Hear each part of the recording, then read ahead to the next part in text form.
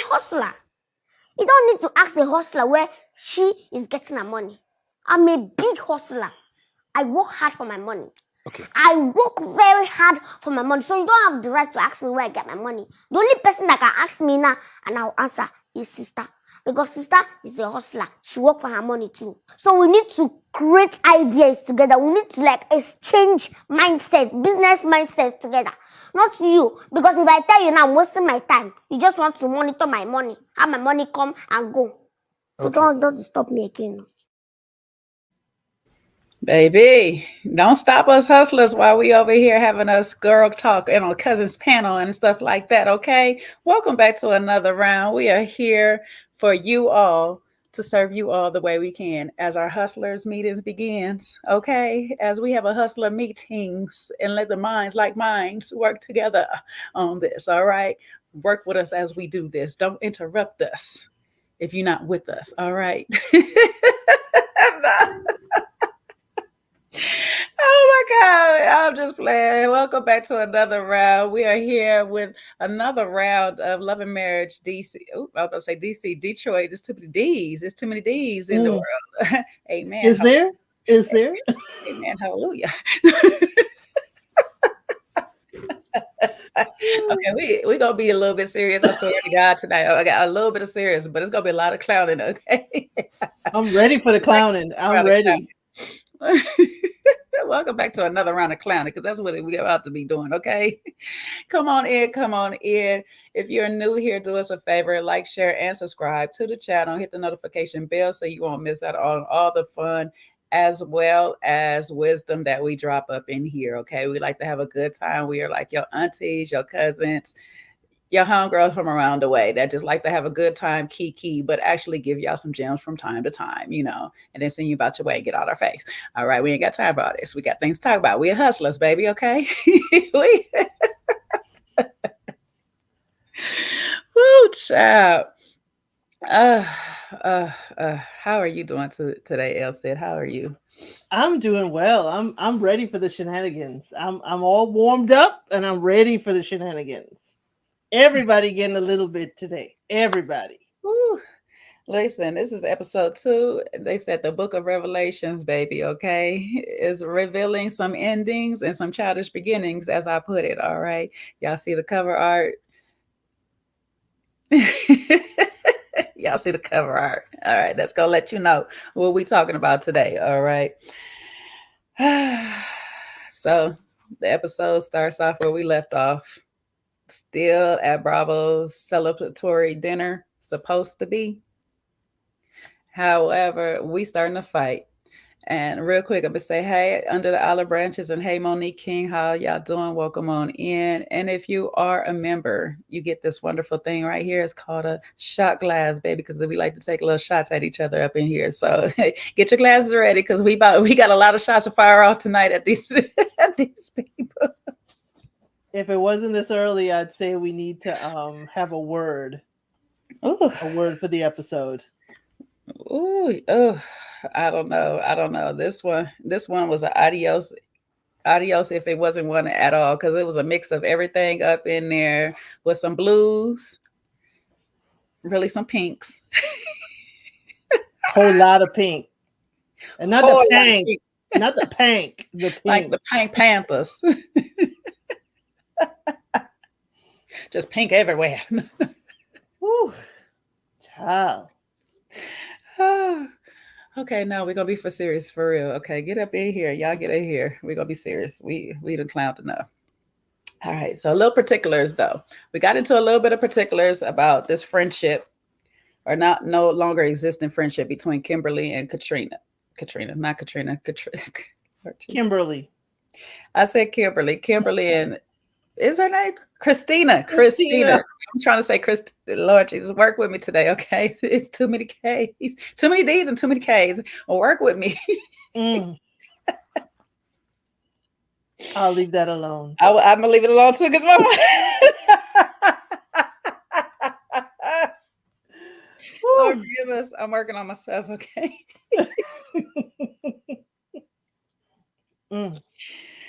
All right, these two ladies met 11 years ago.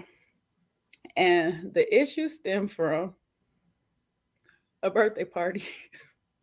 You don't call me. You don't call me. But it ain't even you don't call me. It's the type of phone that I call you on. This is the problem. The problem stemmed from Christina's friend saying, "Oh, you have an Android and he has an Android. No wonder you guys were meant for each other because you guys like mediocre things." So now we no longer have a friendship. I'm trying not to laugh through this, but I can't do anything but because this is the most pettiest. Because what I would say is, well, since we're all here together, I guess we're all mediocre. Let us all be mediocre together.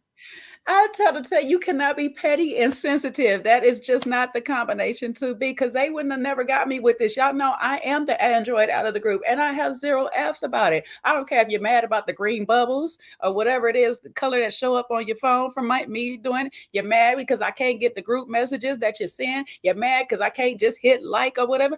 I don't give a flying F. Guess what? You're still my friend though. Guess what? I'll still call you. The call still goes through because I am also an Android.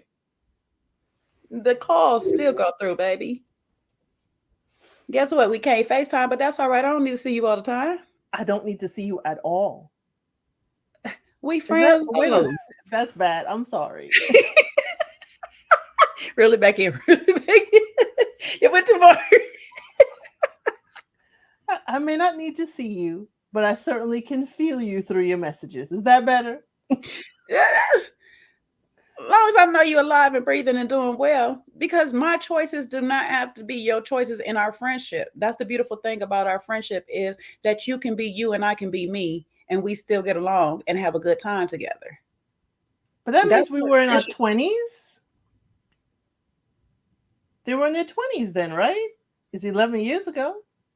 But I don't know. This seemed like it happened within the last 4 or 5 something years or whatever. So we are whole adults. And but here's the thing. You're mad that another one of my friends, I'm the mutual party. You're mad at another one of my friends who obviously y'all don't have a relationship with, said something to you, and I'm supposed to check them over that? Well, your friend insulted me, so I would have liked you to check them. That's where it comes from. I'm at your birthday party. You are the hostess. Your friend has insulted me, and I'm in my finery. And before I check her, because I don't know her, maybe you should be the gentle hand between us. But then I got to care that you say something about my Android. That's what I'm saying. Why do I have this much care about a device that I chose to spend my money? You spend your money on what you want to spend your money on. I spend my money on what I want to spend my money on. As long as yours work, mine's work. That's great. But you make the device make you feel mediocre, so you already feel mediocre. Right. See, it's like the Mean Girls table. Because me and my little mediocre husband would have been on about our way and doing our mediocre things, enjoying our mediocre little life, while you over there doing your lavish thing, struggling. Do what you want. You choose to live how you want to live. Because the iPhone is struggling. To me, to me, y'all just in a struggle bus together, and I don't want to be in that with y'all. That is all. With all the features and all the flair, the iPhone is struggling. Baby, I wouldn't have gave a flying F. I do not know you, ma'am. I do not know you, ma'am. So you feel like that. And maybe the offense that I want to take is you threw my husband in it, because I do be getting a little offended by it when you throw my family and other things into our thing. You don't know us, you don't know them. You know, I take that a little bit of personal, but I don't know you. I don't know you here. Yeah, I'd be Will Smith. No, you will not be doing that again when you talk about my husband. Keep my husband's name. That's what I'm saying. I get that. But see, that'd have been my gripe. I wouldn't even have to look to my friend like, oh, you need to check your friend. I'd have checked your friend. Now, if you don't want us to have a problem at the party and you coming at me like I'm creating the whole problem, then I might be looking at you like, friend, come on now. You see how she got at me. You know how I feel about my bae. I ain't worried about the phone part. I'm talking about my bae. Like, you don't call my man mediocre. You can call me, my phone, all that mediocre if that's what you want to, but you ain't about to call my man not a damn thing up in this thing. All right, but that's just my protective nature. But this would have been resolved. This would have been resolved a long time ago. We would not have gone without talking to each other because I would have overlooked it. I don't have to be around that friend of yours. Right. But Chris, they're saying Christina has a problem calling her friends. In this instance, I don't know if it warranted a phone call. Unless you want to just smooth things over and make sure everything's all right, but it didn't warrant a phone call. For me, Christina matches your energy. If you want to be on some I'm cool on you energy, okay, well, I'm cool on you too. If you want to call me and you want to talk it out, let's call and talk it out. But everybody, I don't understand this. Everybody sit back and wait for Christina to call them. Why does everybody feel entitled that Christina has to call them? It gives Christina's usually the one who's always calling them. And now that she didn't call, she like, you know what, I'm good. I'm going to change behaviors on y'all like she's doing with Brandon. Now everybody got a problem. Because everybody wants to sit back and have Christina call, but it's okay that they don't pick up the phone. The phone works both ways. You're not in prison. You're not in prison. You can't just make calls out. Okay, so the phone works both ways.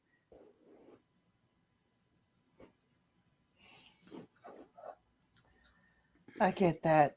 But here's my thing. At some point, y'all got to find a different storyline other than Christina. This is not that everybody hates Christina. I'm getting tired. I'm getting tired of it's Christina pointing the fingers at her. I'm getting tired of it. Y'all need some other drama. Mm-hmm. But we'll get there with that other nice conversation. And this could be true. This could be true, but nobody has actually expressed that. If you really notice that, see, Golden, nobody's actually expressed that. She only calls when things are good. She only calls when she wants something. She only calls. That's an expression that we use in the Black household all the time because we got that family member or friend that only calls for that reason. And that's the term that we so loosely use. And not one of these ladies have said that. You haven't reached out to me. So this is it sounds like something that Christina would do anyway, that y'all know she would do. But because it happened to you, it's a problem now. Or it's that they feel that it's on the other person to contact first. So when you do get on your high horse and you do think the other person should reach out to you first, that's when you feel some kind of way. Like, Kimberly could be like, Christina needs to contact me because her friend offended me at her party. Mm-hmm. So she should call me. So it's the constant, I think she should call me first. It's like, this is not high school where you're waiting on the boy to call you first, or you're waiting 2 days after the date to call. It's like, pick up the phone. Yo, Christina, that was foul what your friend said. I'm not going to hold it against you, but I don't want to be around that girl ever again. Pick up the phone. Say what you got to say. Yeah. Stop waiting for somebody to come to you. This should have been a conversation that we both had when we recapped on some things about the birthday. So it's like, it's her birthday. It's my friend's birthday. I'm not about to, I don't know. My energy is just different. And then, we'll get into a little bit later when we get to that scene, but we find out some stuff about Kimberly too, how she behaves. So these two ladies was going to be destined to have a problem anyway, because at this table, they both was matching each other's energy. And you know what I found funny about it is Miss Latoya loved to talk about how she don't do drama and do all of this and that and the third and them. However, you're still friends with Kimberly, whose energy seems to match Christina's to a T, because neither one of them ladies back down and say, you know what, you got it. My bad. You good. Didn't even pause for a breath when Russell came in. Nothing. Everybody at that table except for Anthony had a back and forth ping pong match, tennis match. Everybody this is going back and forth. These ladies' energy is just one and the same. And Latoya don't like Christina However, you're good besties, you're good Judies with Kim, whose energy is just the same.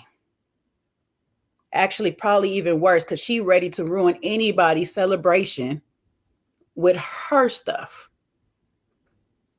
And Bravo sitting there like everybody know each other, not knowing the fight is about to commence. Ding, ding, ding. Oh, don't worry, Jacqueline. We'll get to it. We'll get to the bus he was driving on while he threw her under it. That man was driving the bus while he threw her under there. Everything but her feet. He didn't throw her feet under there. Well, you know, the wicked witch of the weeds, her whole house fell on her, everything but her feet. So there. Right. But we don't do drama. Okay. Well, we don't do drama. We're gonna get to Anthony. Yeah, we're gonna get to it. And we don't do drama. And also we didn't know. I just invited her, but I didn't know there was a problem here. Ma'am, you knew. Yes. You knew. You sat at that table knowing when you were sitting at the little low table, the kids' table, the dining room coffee table, eating your dinner. Ma'am, you knew.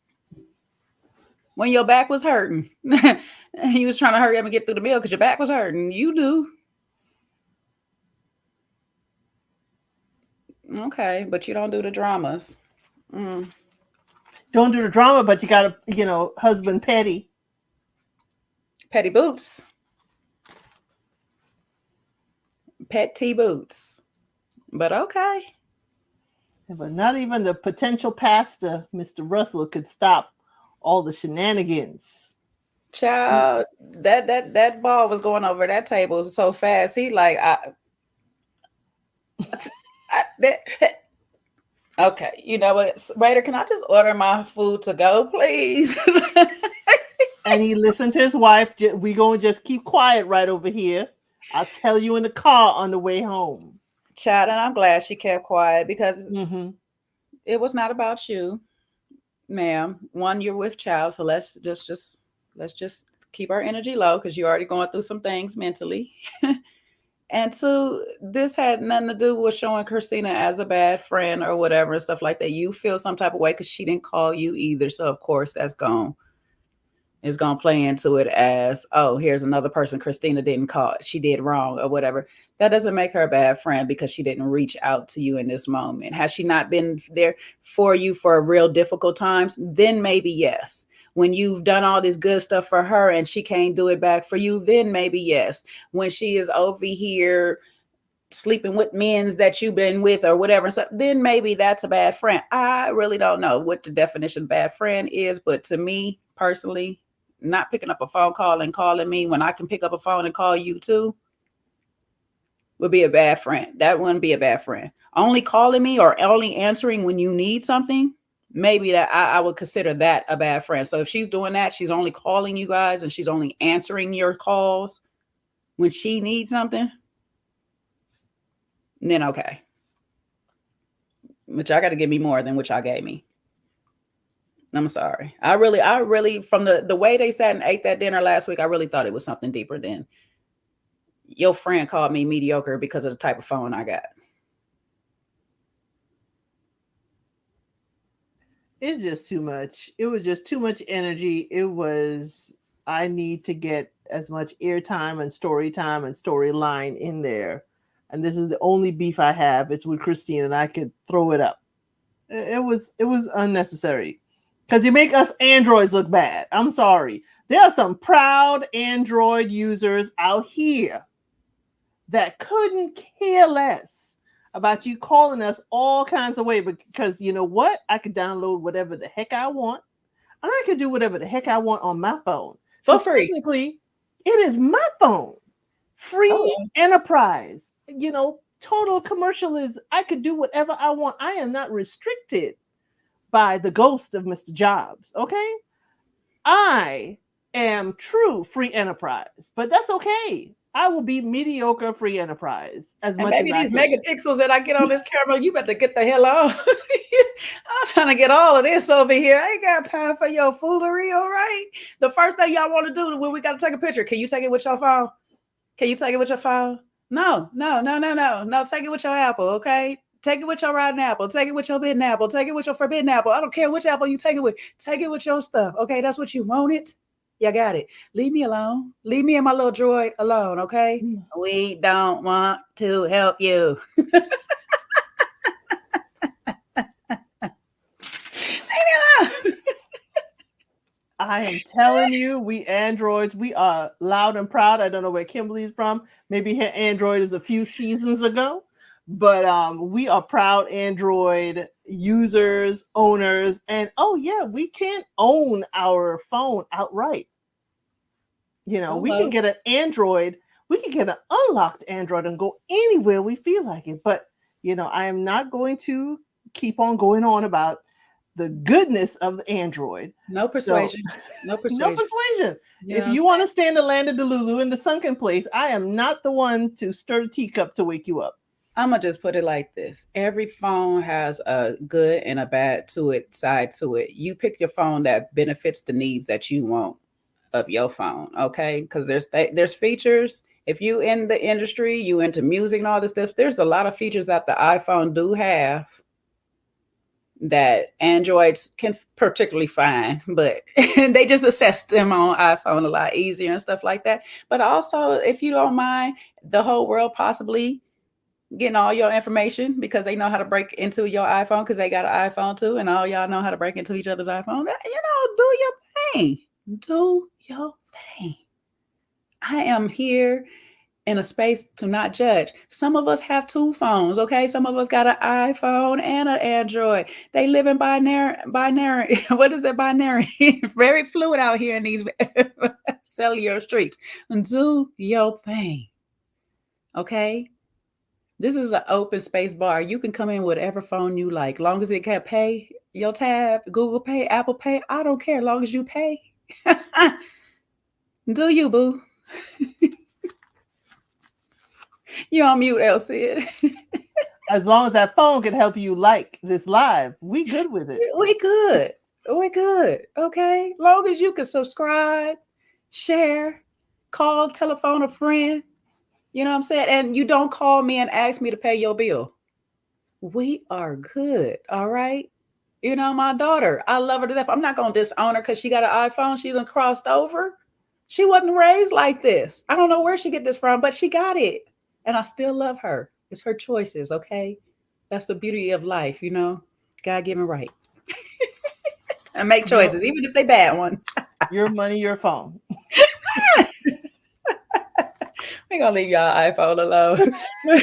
I got to wait till my shot and sometimes Kojo, because he's an Android by nature and heart, but he be sliding over to the iPhone since he got two phones now. But wherever Sean is, he want to come defend his people. He can come defend his people. I don't mind.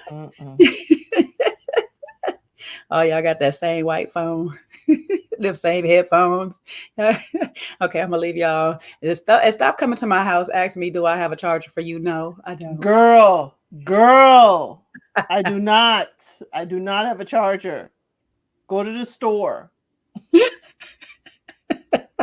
is it? And let me ask this. Why is it Android folks don't ever ask me if I have a charger? Because we remember. We bring our own. I have never had an Android person say, anybody got an Android charger? No, we bring our own. Okay, that's my last plug. All right, we done. We had to get that out. And in honor of Kim, we got it out for you, baby. That's all you had to do. You had to just go on like a 10-minute diatribe at the party and then get back to partying. You know what I'm saying? With y'all taking your pictures of the party and everything. You didn't have to make a whole big thing. I know they are trying to make y'all use the USB-C now and stuff, but some of y'all still haven't upgraded, so y'all still got that little bitty whatever that is that y'all working with. So now they want y'all to have two chargers. You know what I'm saying? When we still on, well, technically we upgraded to the C charger too. Yeah, some of us other Android people, they still got that old charger too. You know? The mini. Yeah. USB. Yeah, I mean, I still got an old Android, so I still keep the old charger just in case. You know, same. You never know.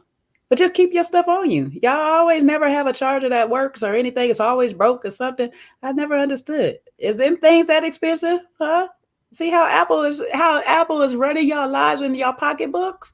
They making you buy specifically they things. I can go to the 99-cent store, get a little temporary one real quick. Hold me over. Woo, pray that y'all never be in a thing without a charger, because then y'all gonna struggle and the Apple store gonna be closed on you and they're gonna be like, we don't open it till 10, ma'am. Okay, under the Reggie told me stop. I'm gonna stop. We got lots to cover. We got buses to cover later. Oh yeah, we gotta get into it. We're gonna get into it. All right. Anyways, it said, where I said we talked about that or whatever.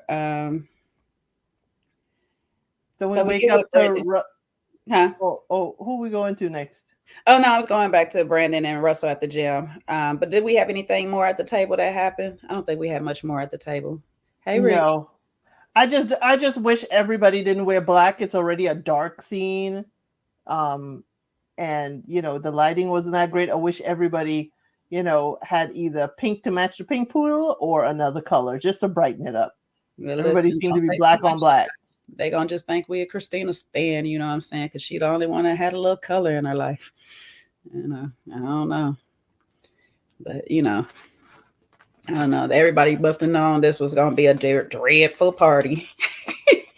Poor little Bravo. Bravo can't even just celebrate his accomplishments without y'all come disrupting his stuff. He should have never invited y'all all together. Shoot. At least no food was flying and no drinks were spilling. I know. I just can imagine all the spit that was going back and forth between these two ladies, though, because it was just nonstop verbiage, child. And it been me sitting there trying to eat my food, because please tell me these people got to order before this took place, because if we did not order, I don't know, it couldn't have been me. I'd have got up and left. They would have said I was making it about me when I got up and left, but I would have left. I'm hungry. Well, I have to say thank you, Brandon, for staying out women's business at the table. Oh, he had a hard time because he was putting his little ad libs in for a second. He was like, ooh. Yeah. It was not a skating rink all over. He just stayed there. I think maybe the man bun was what called him to speak last season. And now that he's gotten away from that, he's learning how to hold it in. Also, since he's outside the house, he like, well, girl, you got it on your own. You got to see how you going to do without a man. He trying to prove something back. Because in this next scene, he going to defend her and secretly though. He I ain't gonna let y'all let this lady come attack my wife and stuff. But we get into it right now because him and Russell meet up at Russell's gym. So Russell has acquired the gym, y'all. He officially has it, and it's gonna be a grand opening. He hopes in December. And I'm like, what is the timeline of this? Because when is Kobe supposed to have this baby? I hope you're not going to have this opening while she's supposed to be in labor or whatever. Or are you going to give her some time to get through the labor of it all? He said next week or next month. He said December, but I don't know where they at in this. That's my thing. I don't know where we at. I would have to try to go back to the reunion and try to do the 6 months and all that stuff. Yeah. My journalistic side that doesn't exist does not want to do it. Okay.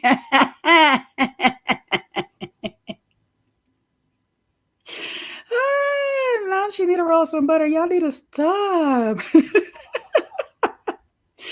And shout out to C. Jones. Thank you for the $5 super chat. That's true about visitors asking for an Android charger.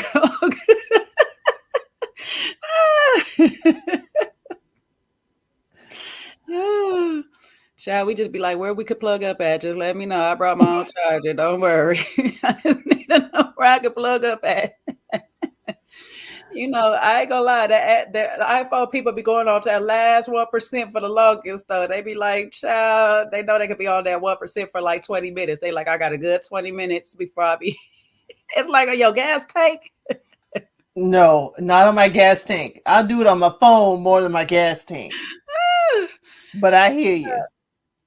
Child, and us Androids, listen, that's the downfall, because it gets to 5%. You plug your phone up at 5%, the whole thing cut off. Be like, wait a minute, I still have 5%. Yeah, damn phone lie to me. Yeah, that's why I plug it up 8%, maybe 10%. I plug it up because I know you on fumes right now. Yeah, it start dropping real fast. I ain't gonna make it. I ain't got no more in me. Okay. We had You the can gym get with one the more. fellas. We had the gym with the fellas because we You could had- spend an entire live on Android versus. all right. Back to Brandon and Russell. Okay, but So yeah, is it an Anytime Fitness he bought? Because Shady Production showed the outside looked like an Anytime Fitness. it seemed like it's an Anytime Fitness because he said he in there all the time, and he just and Kobe needs to understand. So I'm just, I mean, 24-hour fitness is no longer 24 hours, so maybe he the only 24-hour fitness that they got in Detroit. Like, I'm like, sir, you cannot be home to help your pregnant wife because you got school and you got the gym. So do you come home? And you got to study for school. So you're not coming home. You're in And when you Brandon come home, shoes. you locking yourself in a room. Sweetheart, we red flags are starting to pile up on you, baby. Red flags are starting to pile up on you. Okay. And we're gonna get to the feeling trap part, but I'm starting to see. And I'm gonna have to owe an apology for last week because I thought she was just for play, and I see she for real of saying that she feels trapped. But I'm starting to see it. Because Russell, the way you feel about divorce, I'm gonna need you to start like really paying attention. That's what's going on in your household, okay? Because I'm never mad at somebody. I'm not gonna fault this man for breaking down the way he did because, like he said, the marriage is a covenant between you and God, not just your spouse. And if I wants to believe Russell is going down to be a pastor and a good one and a good leader, I need him to have this type of faith in God.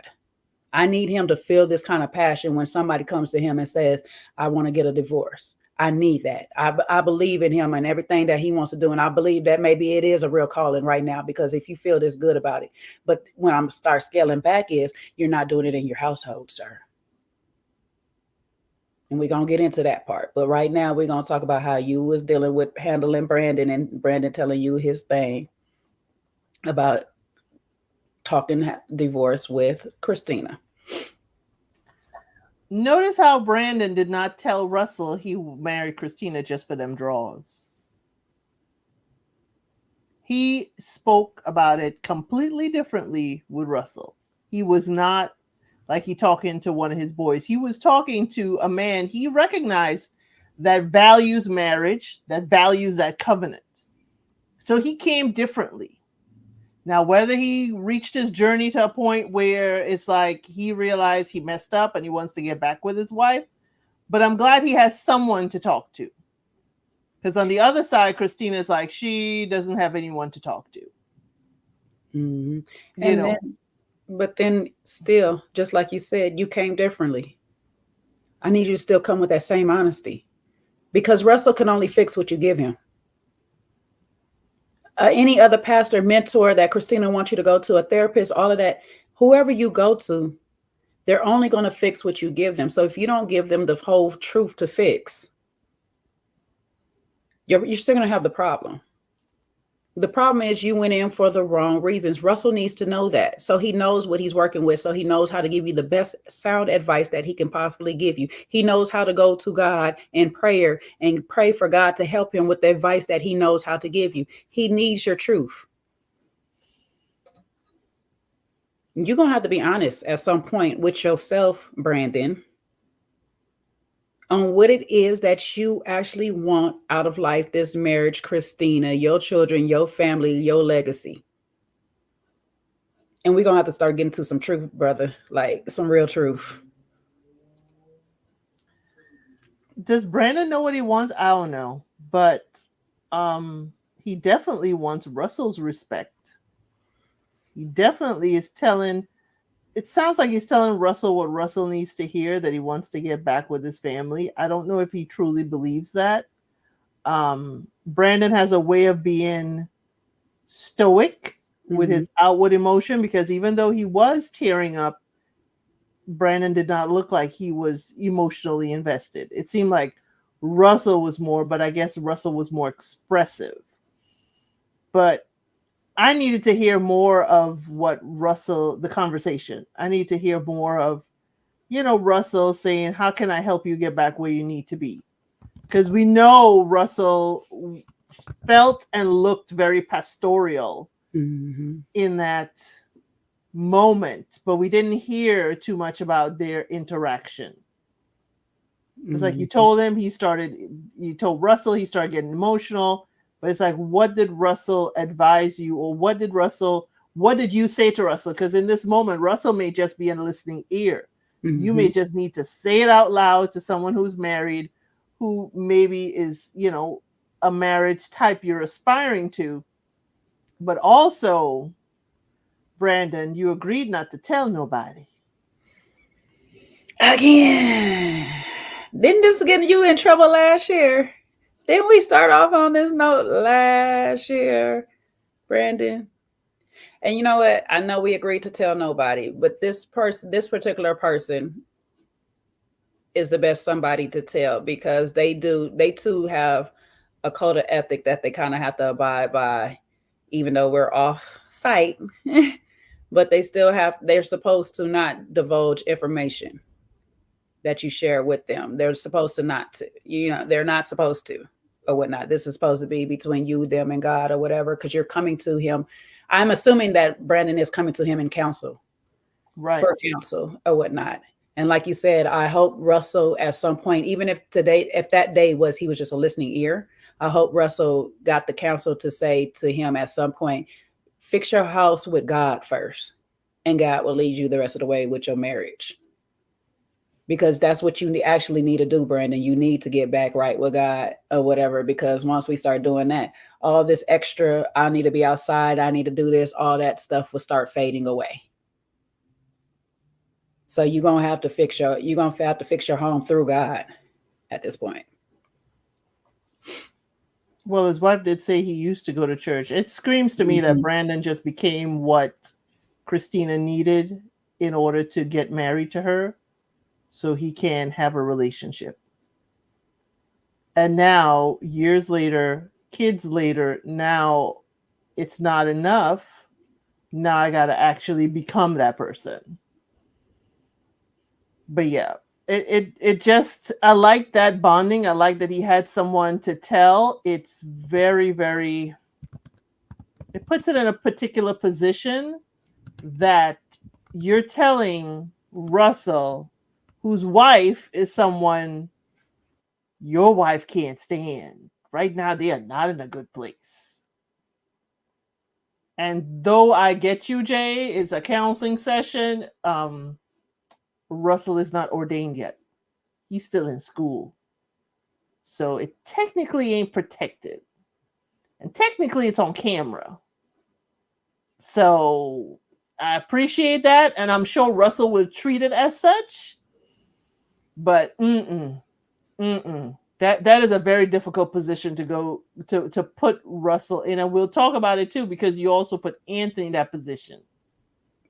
Yeah, now we're going to get to that one, because I understood Russell. Sometimes you just need that one person. Even if my partner is going through it with a partner, me and you still got our own relationship. And I think that's one thing about Brandon and Russell's relationship, that they can kind of count on each other. When they tell each other stuff, it stays there. So far, that's what we've seen. We haven't seen Russell going off really telling Kobe nothing extra, or changing the story or whatever and stuff like that. And we don't really see Brandon doing too much of that when it comes from Russell with Christina or whatnot. Now, he might throw his own opinions about Kobe specifically, but it never really comes from Russell that we know of. We don't know for sure.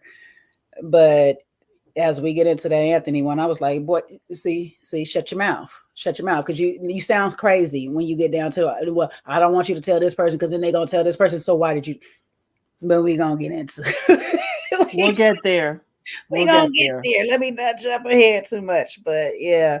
So, I mean, in this case, yes, he shouldn't be telling nobody. But sometimes when we actually do really want the help, we got to talk to somebody. We can't just sit there and say, keep it to yourself. That's a crush us Black people tend to have a lot of times, is keeping things to ourselves, keeping things so tight. We don't want nobody to know we're going through stuff until it's too late. Get the help that you need when you need it or whatever. Just know that you still got to go through God. You still need that discernment on who you need to tell.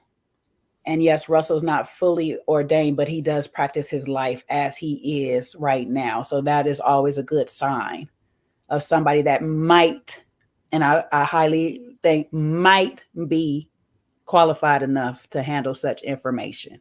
You know, still, even people for a long time be looking like and still don't handle. So you still got to be cautious on who you telling, what you telling. You know, you just need to tell just enough and not too much. Brenda got a problem with telling too damn much. Oh, Christina threw that shade out there when we get to her scene. Mm-hmm. And then here we are, Christina and her friend Chelsea. And Christina, baby, you've been wanting to tell somebody so much so long, and this is not your friend that you usually tell. I can, you know how I can either that or Chelsea is a damn good actress. One of the two. She's either gonna pretend like she's a real ride or die who's gonna pretend like this is the first time she heard it because she knows she on camera, or she has never heard some of this information that you have told her, but you searching for somebody to tell. So here we are, and you're now telling it. Christina messed up with Chelsea. Chelsea used to work with Star Factory, or she still works with, I'm not sure if she still works with Star Factory. She used to work with Star Factory. But she was in charge of talent. Forget what they call it. Talent management. It's not. It's kind of in talent management, but it's not fully talent. It's they train an artist up in how to be an artist. They curate the artist. Something else. It's a name that they call it, and it just escapes me right now. But they're the one who gets them in together. Like, okay, I got your vocals, you got your dance, your choreography. This is going to be a look. They basically get them all together. And I know it's a term. Somebody help me in the comments if you get. Yeah, talent director might still sounds off. I don't know. It'll come. It might be. It could be talent director, Shane, but it sounds still off. Something that is not clicking on that. Artist development. Thank you. That's what it is. They work in the artist development department. So that's what she's in. See, another D. And an A. We get too many letters. Okay, I can't deal with it. I can't deal with all the alphabet. I'm tired. We're gonna speak in codes now. Beep beep beep beep beep beep. Nah. But yeah, she's in artist development, and Christina wants to get back into her singing and doing her thing. So I'm never mad at it. The first thing I thought about it was like, oh, here we go with Mel all over again. No wonder they're center stage, because this is Mel and Martell all over. And I said, please to God, we already in the talks of divorce, but please to God, don't get a divorce. I hope y'all can fix y'all relationship. I do not want to see another. I really, honestly to God, and I'm not trying to be just funny or facetious just to be saying this on camera, I really don't want to see another Black couple get divorced from these shows because of it. And I'm just hoping that we're not getting on these shows to execute the divorce in public or whatnot, because that was one of the thoughts that I had too as I was watching this. Is like, did y'all get picked because y'all going through such turmoil or whatever, and then we're gonna have to watch y'all get a divorce? So I would prefer, and I'm hoping that Russell or whoever is on his side can help them be in a space that we watch them go through that turmoils, but actually fix it and figure out how to survive. You know what I'm saying? And not survive like Kirk and Rashida, please. Please. I want y'all to thrive. Yeah, I don't want anybody to divorce at all. I don't even like divorce as a storyline. I really don't. I don't. It just, it's like, okay, you know, then we need to get rid of you because this is marriage. And if you forget the marriage, but it's like all these established couples, you know, they've been together for a while too. It's like, I don't like it as a storyline. And I feel like it's a storyline. I have no evidence of that, but I feel it like it because they seem like they're overacting in some spots in front of the camera. but I don't like it because all the stuff they have is fixable. It's fixable. Yeah, don't play like this. Like Sean say, don't play fight with him because it turned into a real fight. Don't play divorce like this because generally it ends up turning into a real thing. So if we here talking about it so we can fix it, that's great. Let's do it. You know what I'm saying? If we're saying it, this is not the bottom line we want to do, great. But if we're just airing it all out so we can have a public divorce, Mm-mm. Mm-mm. I don't like it. But what I do understand from Christina, I have a lot of understanding for Christina this episode. What I do understand is getting so lost in your marriage and your dreams are being put on hold while you manage the family, while you are, the homemaker. So your dreams are set aside to support everyone in the household except your dreams. So I have some understanding, though getting in front of the microphone again, performing, I'm sure that was wonderful, but I think she's a little long in the tooth for that now. She could be an artist development. She is a stylist. There's so much in the music industry she can do. Now that she can't do this, I just think that, it's a season for it. And I think her season may have passed. And that is something very difficult to get over. Like, if your time for your dream has potentially passed, you definitely need therapy for that. So, okay. So what I'm going to say is going to sound a bit rough. However, I do understand Christina's story a lot more. Let me start off with that. I do understand it a lot more. I do have empathy for her story or whatnot. But here's the hard truth. If that's what you actually really wanted to do, always wanted to do, guess what? Nothing would have stopped you from doing it. You know why? Because nothing could stop you from doing what you want to do but you. So something in you didn't want to actually be a star because you allowed Brandon's words of saying, I'm not marrying a star. I'm not marrying somebody in the industry. Do that. Because Tammy Talks made a good point. She's still an influencer. She's still a part of the industry. So what was the difference of her being on stage singing and her being in front of the camera influencing people? Not much difference. Other than that, she might have had picked up a lot more fans in a lot shorter time if her music was good. You know what I'm saying? If she was making all this name, if her songs was this or that or whatever, but there's still a lot of ifs in there. But she didn't take none of the chances on none of those ifs because she allowed him to say, this is what I'm not married. What you wanted was marriage. That's what you chose. Unfortunately, you just married to somebody that didn't align with a lot of your other dreams, your other aspirations, your other goals. That trumped what you really wanted. That's what you said you really wanted. I wanted to be an NBA, but I wanted to be a WNBA player. I could have been one of the first ones, but I didn't practice like I really wanted it. Lil Wayne wanted the Super Bowl, but he didn't practice or execute anything like he really wanted it. But everybody that does do that, like they really want it, guess what? They get it. Or they find other ways to get it, i.e. Jamie Foxx. Jamie Foxx wanted to be a singer, but he went into acting. And guess what? He still pursued the singing dream at some point. Mos Def wanted to be an actor, but he went into rapping and still pursued the acting dream at some point. You will find any ways to do what you wanted to do. And like El said, you might be a little long in the tooth to be on stage presence in some occasions, but we have artists that start late in their career. You're just going to have to find a sound that matches with your age group. So you can still do it. You can still do it, but you know that feeling of not letting anything stop you. Marriage do not stop them people. You know why? Because most of them turn down marriage at a very early age. Like, no. I got big dreams. Oh, many of them have a spouse that supports that dream. That part. They could have had both. That part. They could have had both because you could have been a Tabitha Brown. Yeah, you could totally have both in that they did have a period of time that they didn't have the kids. That could have been her artist time. That could have been her time. Hey, I need to perform. And we know there's a difference between people appreciating your song while you're performing it, or appreciating your song and you're on the, documents, the publishing documents. It's something different there. But she could have pursued it.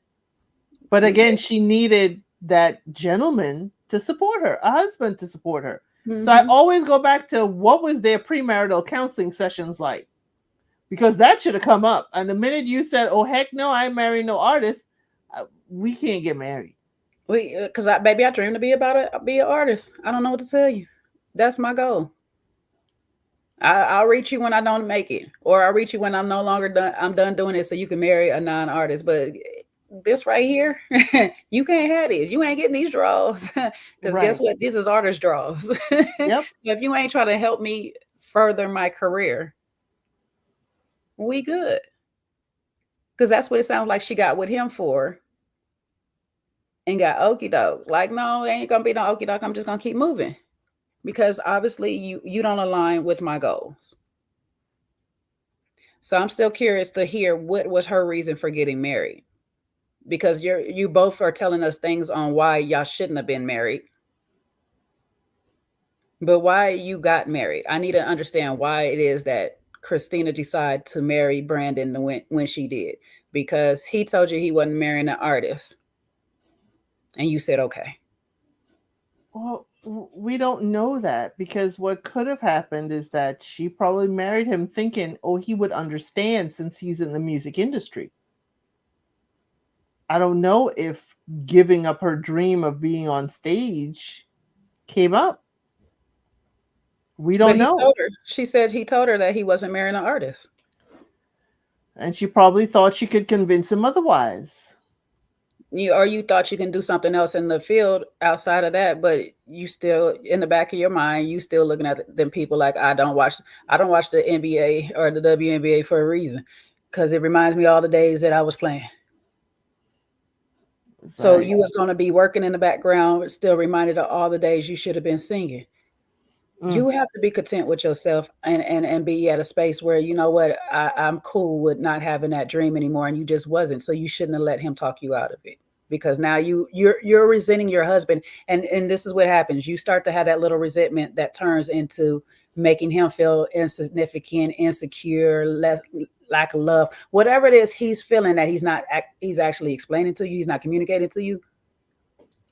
That's what he's feeling, is your resentment of you feeling like he held you back when you made the choice, ma'am. So you got to hold that one. You made the choice to say, you know what, I'd rather be married than pursue my career.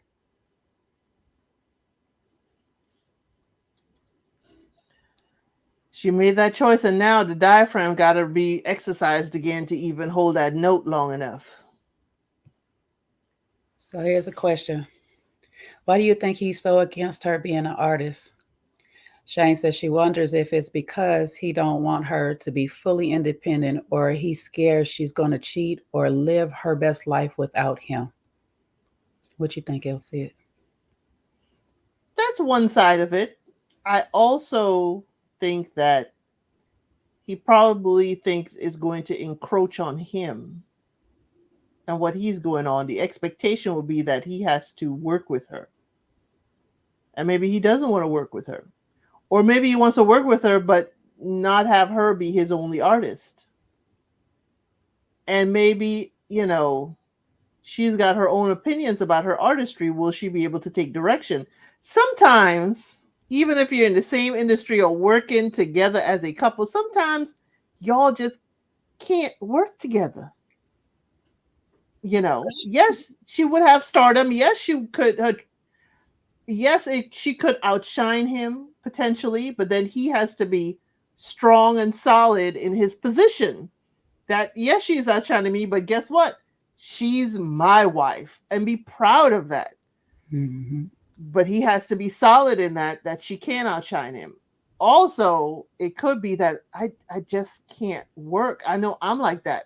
My husband and I, we can work together on some projects. He's in construction. I can work with him on small projects. But if he's building a deck, no. We can't. Because I'll have questions and he's like, I'm the subject matter expert. You just here to be extra hands. And that's not me. I got to say something. I got to ask questions. I have helped build decks before. So wait a minute, why are you doing it this way? And there's another way to do it. And he don't want to hear that. He just wants to build a deck the way he planned. Now, when I'm doing some stuff, he wants to give his input to. So we have to find a balance. Maybe he can help her in studio, but then they need to cut ties when it's time to perform and be on the road and not work together on that. But the expectation there would be, I got to work with you. And what will happen to his feelings if she's like, you're not the producer for me. I need another producer. So those are all great points. And my answer is going to go off a base of stuff that happened last year, that we seen play out last year. She was working with somebody else. He was very insecure about it. Not only about the fact of this person's working so closely with his wife, but this person also knows business that I have been doing out here myself. So if she's not at home taking care of the home, she's going to be out here knowing a lot of what I got going on, because people's going to hate. They going to talk. They going to do whatever. They going to run their mouth. They going to tell her the truth. I can't do all the things that I'm doing out here in the streets. I can't be the Brandon that everybody knows me to be, or the Brandon I want to pretend to be out in these streets. And it could be just as simple. I don't want a famous wife because then attention is no longer on me. And I've had people say this before when I used to be like, you should let your girlfriend model. I don't want all these men looking at my woman. Even though I'm not treating my woman right, I don't want all these men looking at my woman. Why? Because I know I'm not treating my woman right. And I would be damned if another man gives her the energy that I lack to give her. I need her just suffering and feeding off of me at all times. I need her I'm her only dependent.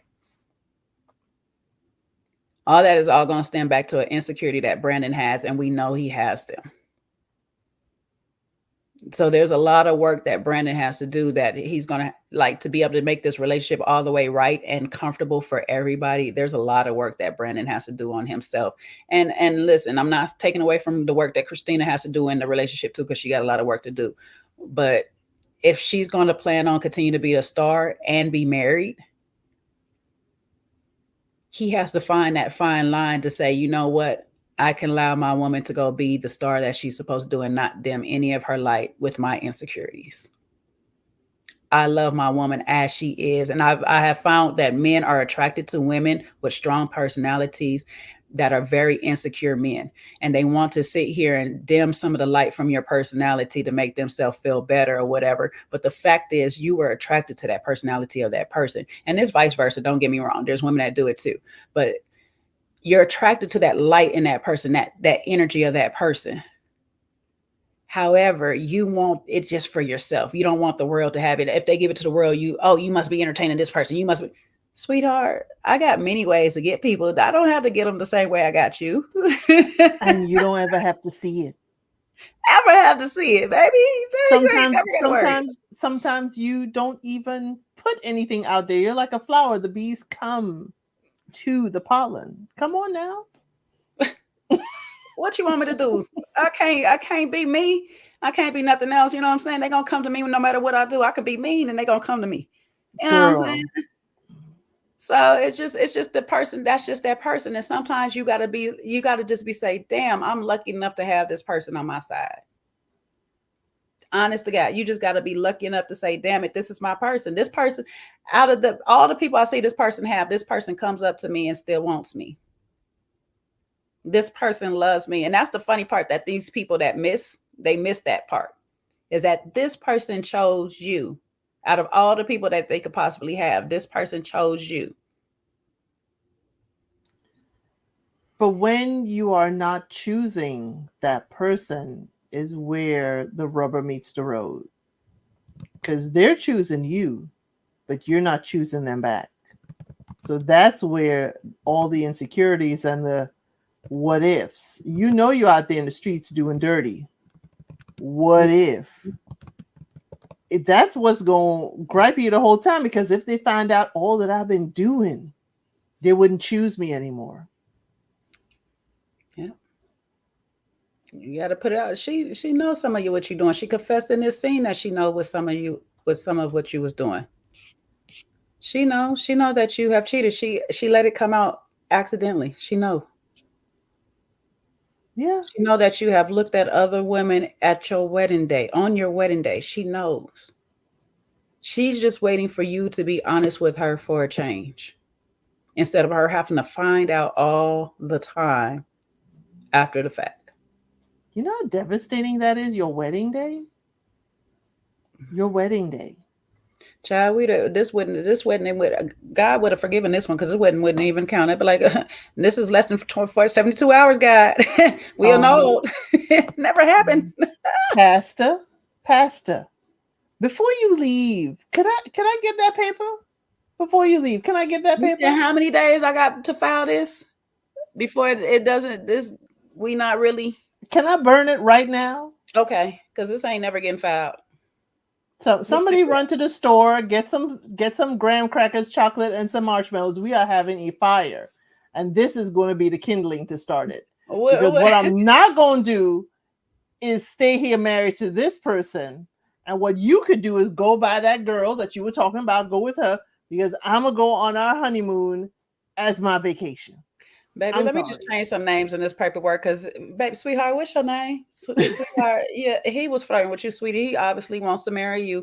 Let me put your name on this paper, because it was a mistake. We misspelled some things. We wrote the paper wrong. Forgive us. We got to refile. We wrote the paper wrong, because it did not say, it was supposed to say J.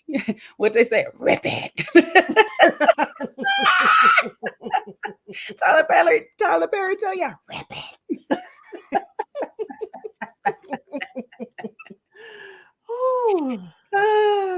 Yeah, but I guess she's non-confrontational at the time, but my confrontational self, I'll be looking at you. Mm-hmm. And then he'll say, oh, it was the alcohol. It's the alcohol talking, babe. Okay, so we about to go to rehab right now, because I don't want to need another spoken word through the drunken side of you, okay? we need to put the alcohol down. We don't need to see a bottle again. No more parties. What did they say? A drunk tongue speaks sober thoughts? Okay. Hello. But okay, sir. Okay, but he had to be showing signs of this before. Or maybe, as you said, he said his representative been out there so he can get them draws. So he probably let it slip. And I get it. On the wedding day. You let it slip on the wedding day. You're married 6 months in. You let it slip on the wedding day. A year in, he's probably had an actual indiscretion. I don't really know. This is just assumption, okay? I don't know how long the indiscretion came or how soon it came or whatever. Has an indiscretion. We've all been in a relationship or two. Now, I'm not going to say we all, because some of us still haven't yet. But most of us, or some of us, have been in a relationship that we've gone back to. We taking the person back for doing something dirty to us or whatever. And that's why I said I changed it. I told you I changed it already. Okay. I said I scaled it back to some. I scaled it back to some.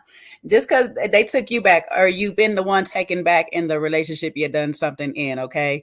Now, Elsie don't believe in cheating, so she's never been caught. That's all that is. However, all right. We got to put our foot down. And right now, Christina's putting her foot down. She said this time she was a little bit sad about it, but she's made some changes. So she put him out the house. But I feel like she said she put him out the house before. It sounded like she put him out the house. Okay, not laughing. I hope this works out for her this time. Okay. I hope it works out for her this time. But her and Chelsea seems to be thick as thieves, so they say. And Chelsea also let us know that she knows about Kimberly. Okay, Miss Kimberly girl, the streets say like you like to turn up at people's events. Okay, you got to make it about yourself everywhere you go. So as y'all build this reputation of Christina doesn't call people back, Your reputation seems to be you like to turn up at other people's events. More power to them people that keep inviting you to the events, because it be me. It be me. You won't be at mine, baby, because you got one to mess up. You got one to mess up. And I ain't even saying it's mine to mess up. I see you mess up at one.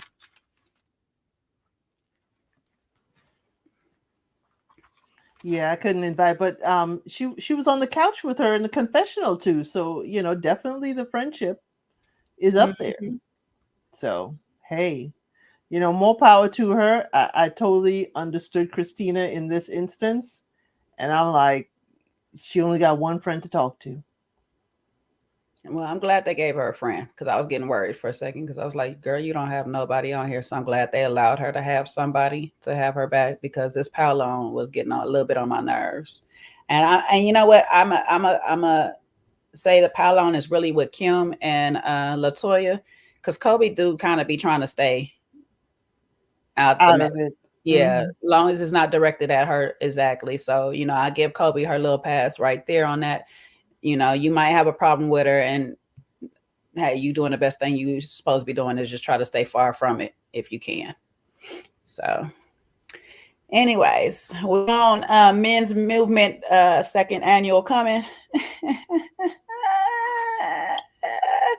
And Mr. I'll Petty leave it alone. I'll leave it alone. I have so much I can say.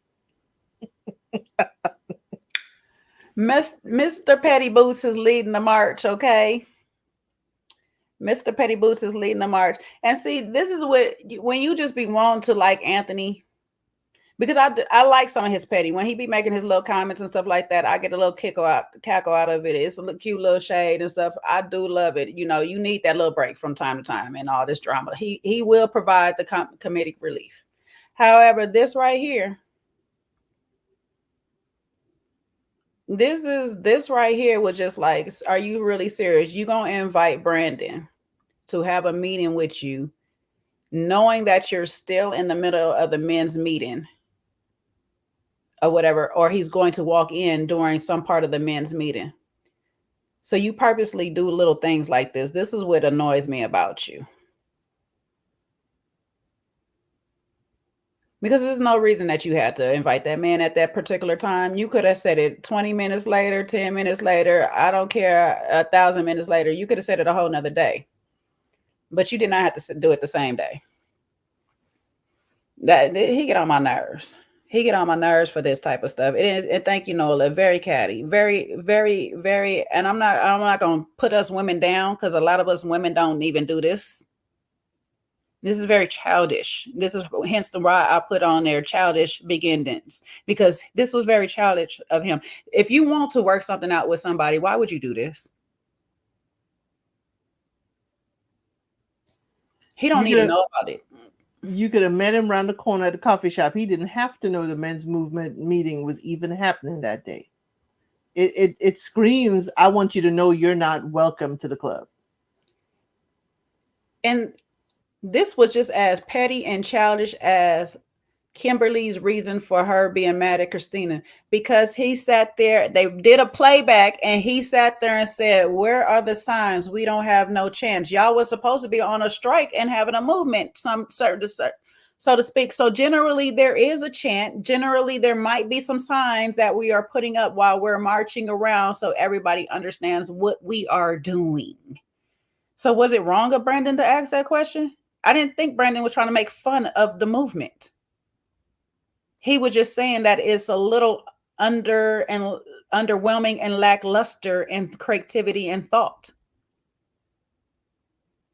And that was more on you, sir. So he has a problem with the movement. He was making fun of the movement.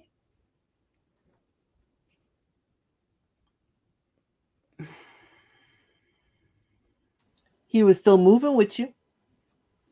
He was still moving. He was there. He was walking. He was talking. He's like, hey, could we get something? Can we get a sign? Can we get something with a UR code so people could go to a website and continue to support? Can we do something other than stroll through the neighborhood like with the neighborhood watch? Could we do something? Because unless a person walk up to you and asks, why are you men walking? It's not like y'all people on bikes or running club or anything like this. Like y'all just exercising. We know when we see people running all together, oh, they're trying to get in shape. They're trying to get healthy. What was the reason y'all was out here walking the streets? Y'all didn't say we are men, we need, we are men, we need. Y'all didn't give me nothing. I didn't know what the movement. Didn't nobody know what the movement is. Y'all showed up in an empty 4-room wall spot, stood there, not even having seats, nothing was organized to say that this is an actual production. But he was wrong for asking, hey, we ain't got no signs, we ain't got no chant. What's our direction? But we supposed to be okay with you inviting him here to say we're going to make amends right after the men's movement meeting? Which direction you want us men to move in? In unity? In brotherhood?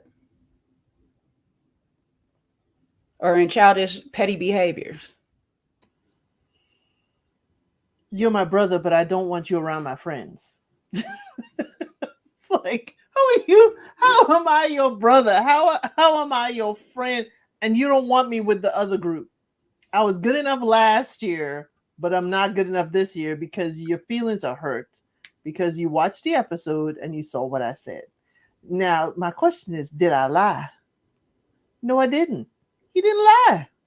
He told the truth. It's like, yo, we need to chant Men's Movement Detroit or something because we're just brothers walking through here. Nobody knows what we're doing. We could be the guardians like in New York City. Ooh, are we patrolling the neighborhood? But again, you know, for me, it was Anthony putting himself at a higher level. It's like, yeah, I just had my men's movement and you're not invited. It was petty while trying to put himself on a higher level. Said, I'm moving and shaking. Look, the men's movement has grown without you. Mm-hmm. And it's like, great, move on. I'm glad Brandon took the approach that he took. Like, yo, great, good for you. But then why would I share? Why would I share my marriage stuff with you now? Now that you have shown me I can't trust you. Now that you've shown me you ain't my friend or I'm not your friend. Why would I share? Because you know what? I'm sorry, Brandon. Here's where my petty side, my other side is looking at you. Are you using Anthony to carry news? Because you know he will. Are you using Anthony as a roundabout way to get at Christina? I'm sorry. That was a distraction because you and Christina function at fighting other people together. So maybe this is your way in as me. We fight against the Thompsons. You know, it's us against the Thompsons, baby. You know, that fix yourself, Brandon. Because then your wife has already told you, Anthony has already proven to you that he and Latoya are not to be talked to because, again, we have stated they insert themselves in. Now you are inserting them in our business. And last time you had Anthony in your business, he, you know, according to y'all, he cut out your spots in the showcase. So why would I share my marital woes with someone like this? Right after this man just did some petty stuff to you. And if you ever, I'm just going to put this out there for anybody out there. If you ever got to give the disclaimer, don't tell this person, such and such person or whoever person, just keep it to yourself. Because that's the only way you ain't got to worry about your business. Tell it going nowhere else. Is if you don't tell nobody. Because guess what? They ain't got nothing to tell nobody. So why put someone in that position? Don't tell your wife. Don't tell your husband. Why put somebody in that position? Especially in their dynamic. I don't understand it in their dynamic. But don't put someone in that position. I mean, you could tell me certain things, and of course my husband won't know. It won't reach the light of day around him. Or some things I may tell him and he gonna be a week later, you told me that? He ain't gonna remember it. But why put him in that position when you know who he is? He has shown who he is. You already told Russell, you already got sound advice, I'm guessing, from Russell. You don't need to tell Anthony anything at all. I'm going to tell you like my daddy used to always tell me. And I think this is very sound advice to live by. Don't ask a person to lie for you because they'll lie to you. If a person is willing to lie for you, they're willing to lie to you. So if you're putting in a person in a position that they got to lie to their spouse, guess what? That person is no longer trustworthy in your life. Because if they do it, because I'm asking you to keep something from your spouse. Think about this. I'm actually telling you to keep something from your spouse. That means I'm telling you to lie to your spouse if your spouse ever gets a notion to ask you about the something. Now, I understand you can omit these things or whatever and stuff, and you can go on without having to talk about it. Hopefully that your wife never asks you about it. But if she asks you about it, which she didn't even have to do in this case because Anthony was so ready to tell. But if she asks you about it, now I'm asking you to lie for me. So why, like Elsie said, should I put you in that position? Why do I need to put you in a position that you may have to lie for me? I don't want to do that to you. I'm compromising you all the way around. See, this is how far from God you are. You're compromising people's unity. You're compromising Anthony's covenant with his wife. Because now they are one. So if Anthony wants to share with the other half of his one, he can share with the other half in his one. He owes no loyalty to you, Brandon, when it comes to his wife, just like you don't owe no loyalty to him when it comes to your wife. I don't know why y'all feel like this brotherhood and all this stuff trumps the covenant that you have made with your wife, also with God involved. And you ain't made no covenant with your boy. You ain't made not one covenant with your boy. That bro code stuff on the street stuff don't work here. It does not trump none of this in this atmosphere. So don't ask this man who does not hold water for crap, because anytime he mad at you, he throw your business out there. He did it last year. Why are we back here again? And not 2 seconds later, this man over here, they got problems going on over there, and I just need to go find out what's going on. First of all, no, you don't. No, you don't. That's why he didn't cook the meal. He got time to cook. How he gonna find out? I got a plan how I find out. I got time to plan no meals. I can't plan two things at one time, baby. You know, I can't multitask. Yet if the wife had just bought the food and not cooked the food, we have a problem. But, you know, I'm conspiring here to get into other people's business. I can't cook. Hello, that takes up too much time. You know how much time I got to put into figuring out why and how I'm going to have a conversation with Christina about the business that Brandon told me not to tell her about? I could just call up, order food, bring it home. Hey, kids, eat before mama get home. Bye. Well, I'll figure this out. Well, I'll do some investigations. I got to do my research on Facebook. I got to go through some timelines, see if they living together or not. What's happening? And now, Brandon, you have told two men who both their spouses have an issue with your wife. On national TV again. Yeah. You think this is going to help you with your marriage? Just tell us you want out without telling us you want out, because this is what it's giving. It's giving, I want her to file for the divorce over me. And I want to snatch my pearls and play victim. I don't understand where that came from.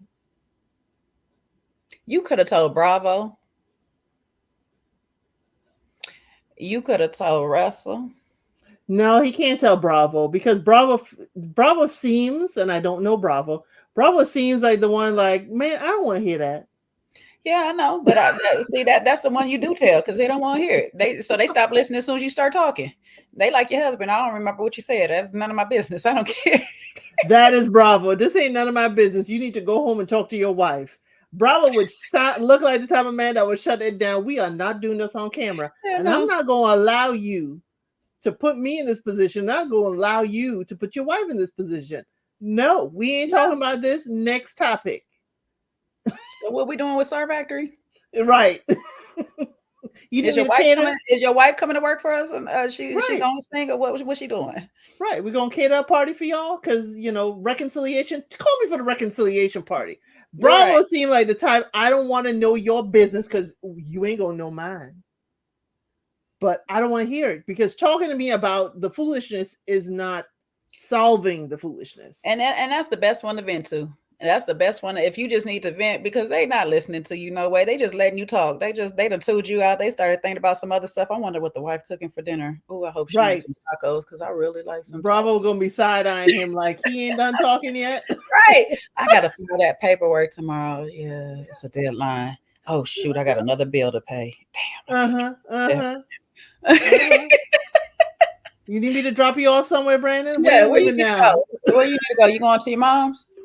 Yeah, that's right. You ain't at the house, huh? Yeah. Okay. So okay. I'm gonna drop you off. Yeah. All right. Well, we're gonna finish this conversation tomorrow. All right. I got a couple more things I gotta do.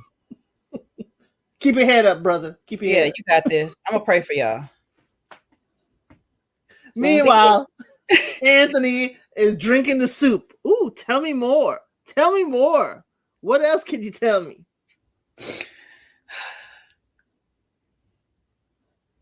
I was like, sir, what? And the first thing, I'm not gonna hold you, Elsa, because you kind of alluded to it earlier. The first thing I thought about was, are you trying to have a pity party for yourself, Brandon? Oh, she put me out the house, bruh. I don't know. So you low key, just as much as we're gonna talk about how Anthony threw Latoya under the bus, you trying to throw Christina under the bus too, as if she's doing all the wrong in this relationship, as if she's the one who's doing you wrong and harm and all this stuff like that, because she won't allow you to be whatever it is that you used to be before marriage. Sir? Yes, it is a Brandon pity party, because think of it this way. What do you have to feel sorry for him for? He's the one that has had an indiscretion. He's the one that has done stuff, according to what we have seen, done stuff to cause this in his marriage. So he's looking at people not to beat him up. Mm-hmm. Because the last picnic with everybody around, he got beat up. So while Christina is technically the victim, because she's the wife that's got to bear this burden, he's the one going around doing his own petition. Vote for me, pity me, and leaving her out to dry. So that now all the men go and congregate around him. And all the men are going to be like, Brandon, how can we help you get where you need to be? Yet they are not holding him accountable and giving him the good tongue lashing that he needs. He needs somebody to shake him. Mm-hmm. But he's framing it as such like, please feel sorry for me. Yes, I did wrong to my wife, but please feel sorry for me. No, brother. What did you do? You see, I'm the friend. When you come to me with a story, I'm like, well, wait a minute. You ain't living together? She put you out? Well, what did you do? Tell me what you did. Mm-hmm. And he ain't gonna tell you. No. He ain't gonna tell you no more. Right. I guess I'm the Bravo of the bunch. You ain't tell me nothing. What did you do? Because it ain't like knowing and the limited we know of Christina is not like she will put her marriage in jeopardy. She was doing the counseling. She got the counselors, which I heard that sly little thing, get Christian counselors where he ain't cheating on his wife. Is that what happened to the last counselors?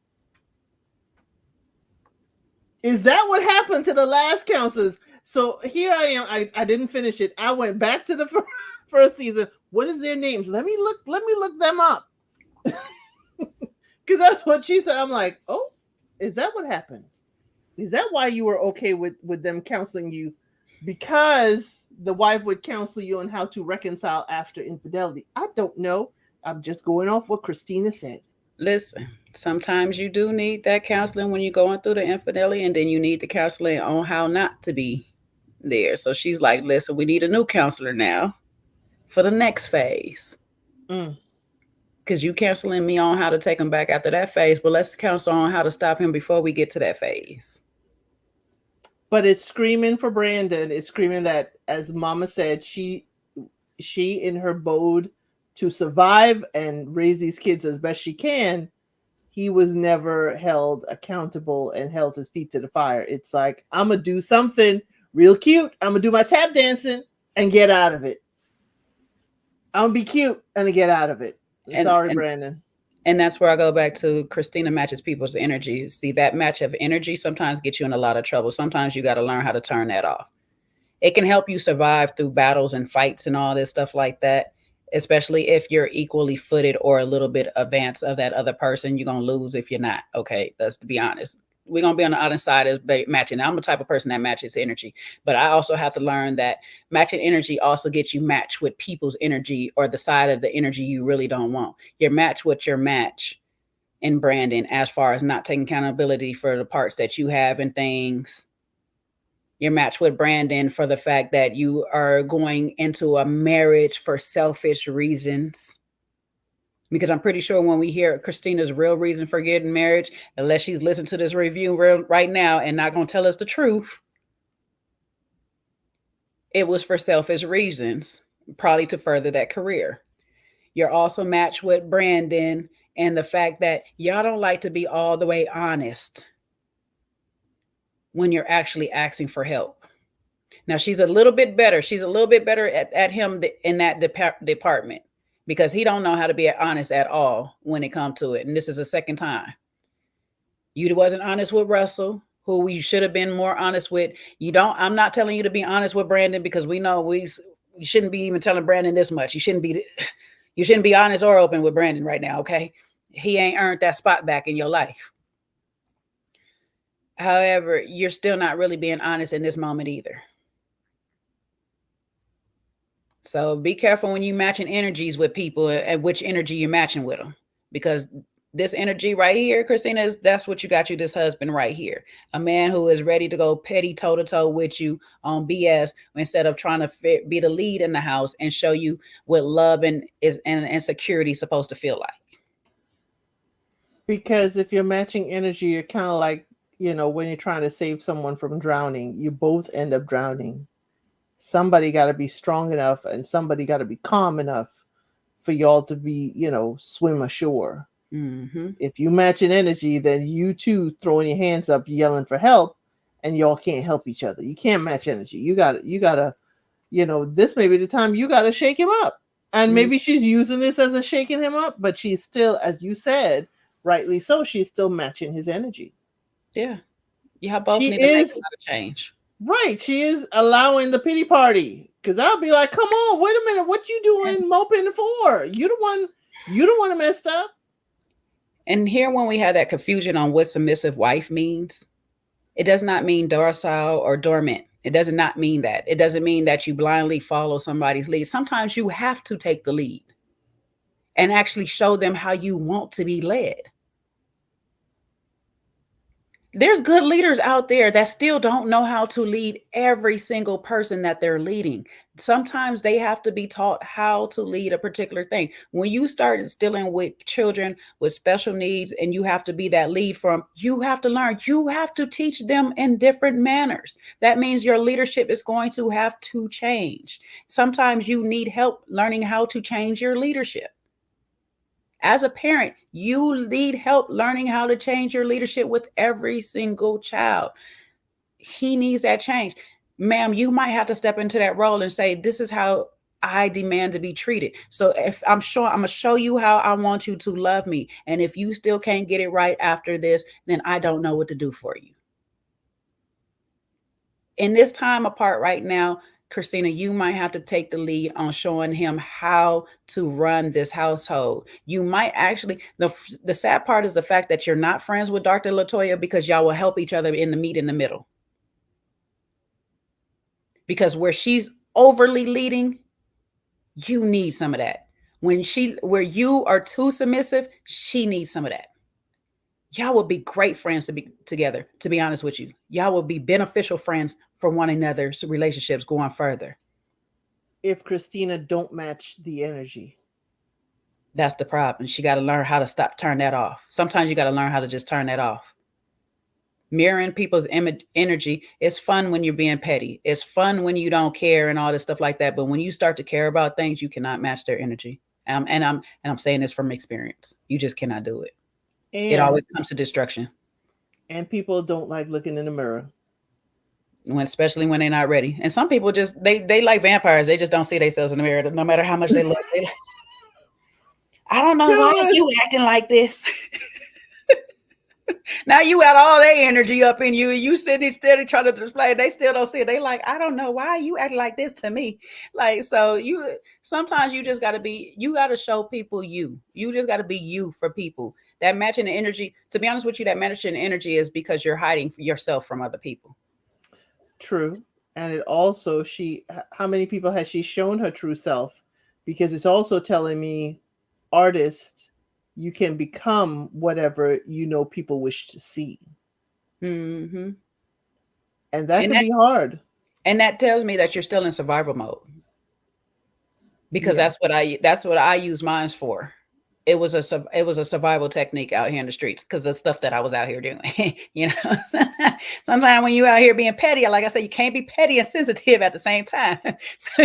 So you gotta learn how to survive. You know what I'm saying? And that's why this episode, I have understanding for Christina, and I don't think anybody is sitting there understanding her. Yes, even if she matches your energy and she ticks you off, you got to sit there and figure out the root of, well, what is she trying to do? What is she trying to say? Because as Anthony said, everybody's against them. They're kind of like on the outside of the group, when technically they're at a point where they do need the group. Mm-hmm. I mean, they need them really badly, but have y'all fostered good relationships that they would even listen to y'all? Yeah. It doesn't seem like that. It doesn't seem like that at all. And that's the problem though, Nola. He is matching her. They both, that's the problem. They match, they align in matching energies. And I think that's probably what got them together in the first place. Because like I say, it's cute at the beginning. But when we want long-term, I can't continue to match your energy. Because when you're having a bad day, guess what? I'm having a bad day too. I don't want to have bad days every day with you. One of us has to have a better day. And sometimes you have to sit down and have that hard conversation. Is when you come home having a bad day, I absorb that. And I, in turn, give you a hard time. I don't want to be giving you a hard time when I just want to love you. Some days I want you to come home and I just want to love up on you. So I need you to figure out how to release all of that before you get in this house. Put it at the door. Hang it on the door like a jacket. You know what I'm saying? Like whatever you got to do before you walk in. If you got to sit in the car extra 5, 10, 15 minutes, sit in the car. Do your thing. If you got to drive around, you need to go take a walk. You got to exercise. Do whatever you need to do before you come in this house with that energy. Because unfortunately, I'm a sponge. He don't need a walk. You've been out the house long enough. You've been out the house till 2, I'm 3, not talking 4 about him in particular. I know. Yeah, he got to figure out some other ways because his methods of release is not the best ones. You might need to be in the gym with Russell a little bit. You know what I'm saying? Make sure Russell's still in the gym too. Y'all keep each other accountable. Gym partners, accountability. See, accountability partners in the gym together. Yeah, but I fear Brandon only. Exactly. I fear if Brandon work out and get himself all buff, he gonna be in the streets again. Oh Lord. I'm sorry. Not with the man buff and buns. That should be his exercise session. He should be a physical trainer. The buff and buns program. We cover all your buns up here and down there. Brandon, we have found your next career. We got you, player. You know what? And then look, this Kobe, this will help you out. Because then you ain't got to worry about running the daggone gym. Brandon is he over there part-time running it and Russell part-time running it. And we gonna work it out. We're gonna get these men's in the house with y'all ladies. Don't worry. You know what I'm saying? And y'all gonna have some fine men's. Yes, yes. And Christina gonna get that Russell is, babysitting Brandon. You know, and he's getting that wise counseling from a man that right now we pray never cheats on his wife. Okay, we pray he listens to her. The more I see of Russell, I will be surprised. The more I see of Russell, but I am not. I don't put my neck out I'm for not putting my anyone neck. on That's why I on said I'm that. staying hoping. I'm hoping that we don't get Yeah. there, but What we have seen of him so far, I don't think he's on that path. He's on that baby boy path. He's on the third path. he's on a not listening path to destruction. I'm gonna need you to listen and hear your wife, sir. And since we are there, that's the same we at any daggone way. Uh, we at Kobe and Russell house, and baby, it is baby reveal time. And ooh, what a revelation this is! Why I got so much pink on the cupcakes? It looks more pink than the blue. What are we doing this for?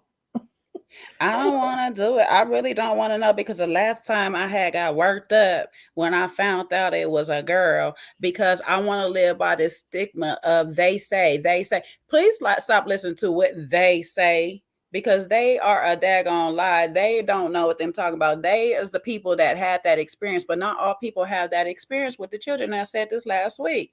Every child is different. Every child gonna love different, but your energy is going to push your child to one direction or not or another.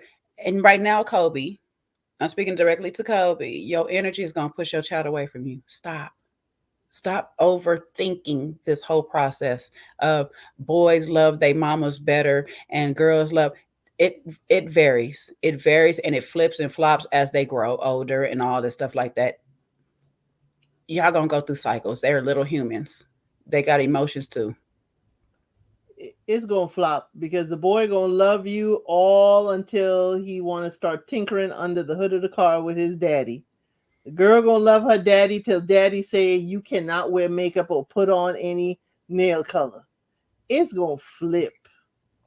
It's It gonna definitely is flip, gonna and it's flip. gonna be it's a hard shift. It's a hard shift that no parent is ever prepared for. So Ever. don't even put too much thought into that part. Put it thought into I'm gonna love my child, like you said, 1,000%. Because right now you saying 1,000%, but I'm not convinced. I'm not convinced it's at 100% right now. The way how hard you were so pressed, and trust me, I feel you. I wanted a boy too. I wanted a boy too. I wanted a boy too. I had terrible reasons why I wanted a boy. I had terrible reasons because I was about to have my boy out here like, oh, these girls was not ready for it. These girls was not ready for a child. It was a reason God did not give me a boy. I did not care about no conditional love, baby. My son was about to be out here a problem for these girls. Child. Slaying. And I have two boys, and when my partners that I grew up with realized I had boys, they're like, "Oh no, you are not the person to have boys at all, because they will be vicious out in these streets." And every bit of my fiber, y'all, most of y'all that's been here with me through the beginning of time, been through it with me through Culture Channel, y'all know most of my story. Most of my time, I would have probably deemed myself as a mama's girl. That's the real truth about a lot of things. But who loved me? My daddy, whose love I always felt, who I always known was there was my daddy. So that in turn made me a daddy's girl. But I wanted the love of my mama. I fought for the love of my mama. She just loved other things more than she loved me. And I couldn't do nothing about it. You know what I'm saying? Her energy, again, pushed me to being a daddy's girl. I wanted to be up under her because I didn't know who she was. I wanted to be there. I wanted to find out about this person. But her energy pushed me to be a daddy's girl. Her energy pushed my brother to call somebody else mom. You know what I'm saying? So you have to fix that energy because the kids, they might not understand the words that's coming out your mouth. They might not understand a lot of things at the early development stage, but they understand the energy you give. That's why some parents have a hard time with their children latching on and accepting their milk or being held by them or whatever, because there's a lot of time of resentment energy. I don't know if she ever watched that show. This Is Us. This Is Us started off with that. She had twins. She had triplets. One of them died, but she had twins. The twins, and one of the twins just would not take to her. They just would not take that. She was their mama, all that just would not take to her because her energy was still grieving the loss of the other one. That she kind of blocked off. I still got two more to raise. You got to start right now. That baby feeling everything that you're going through in that womb. That baby feeling all that you think about. That baby feels all that you dream about. It feels everything, and it's feeling right now. You don't love it the way you need to. This is where Sean comes in, and we go back and forth on the unconditional love thing, but you're not giving the baby the unconditional love that you want in return.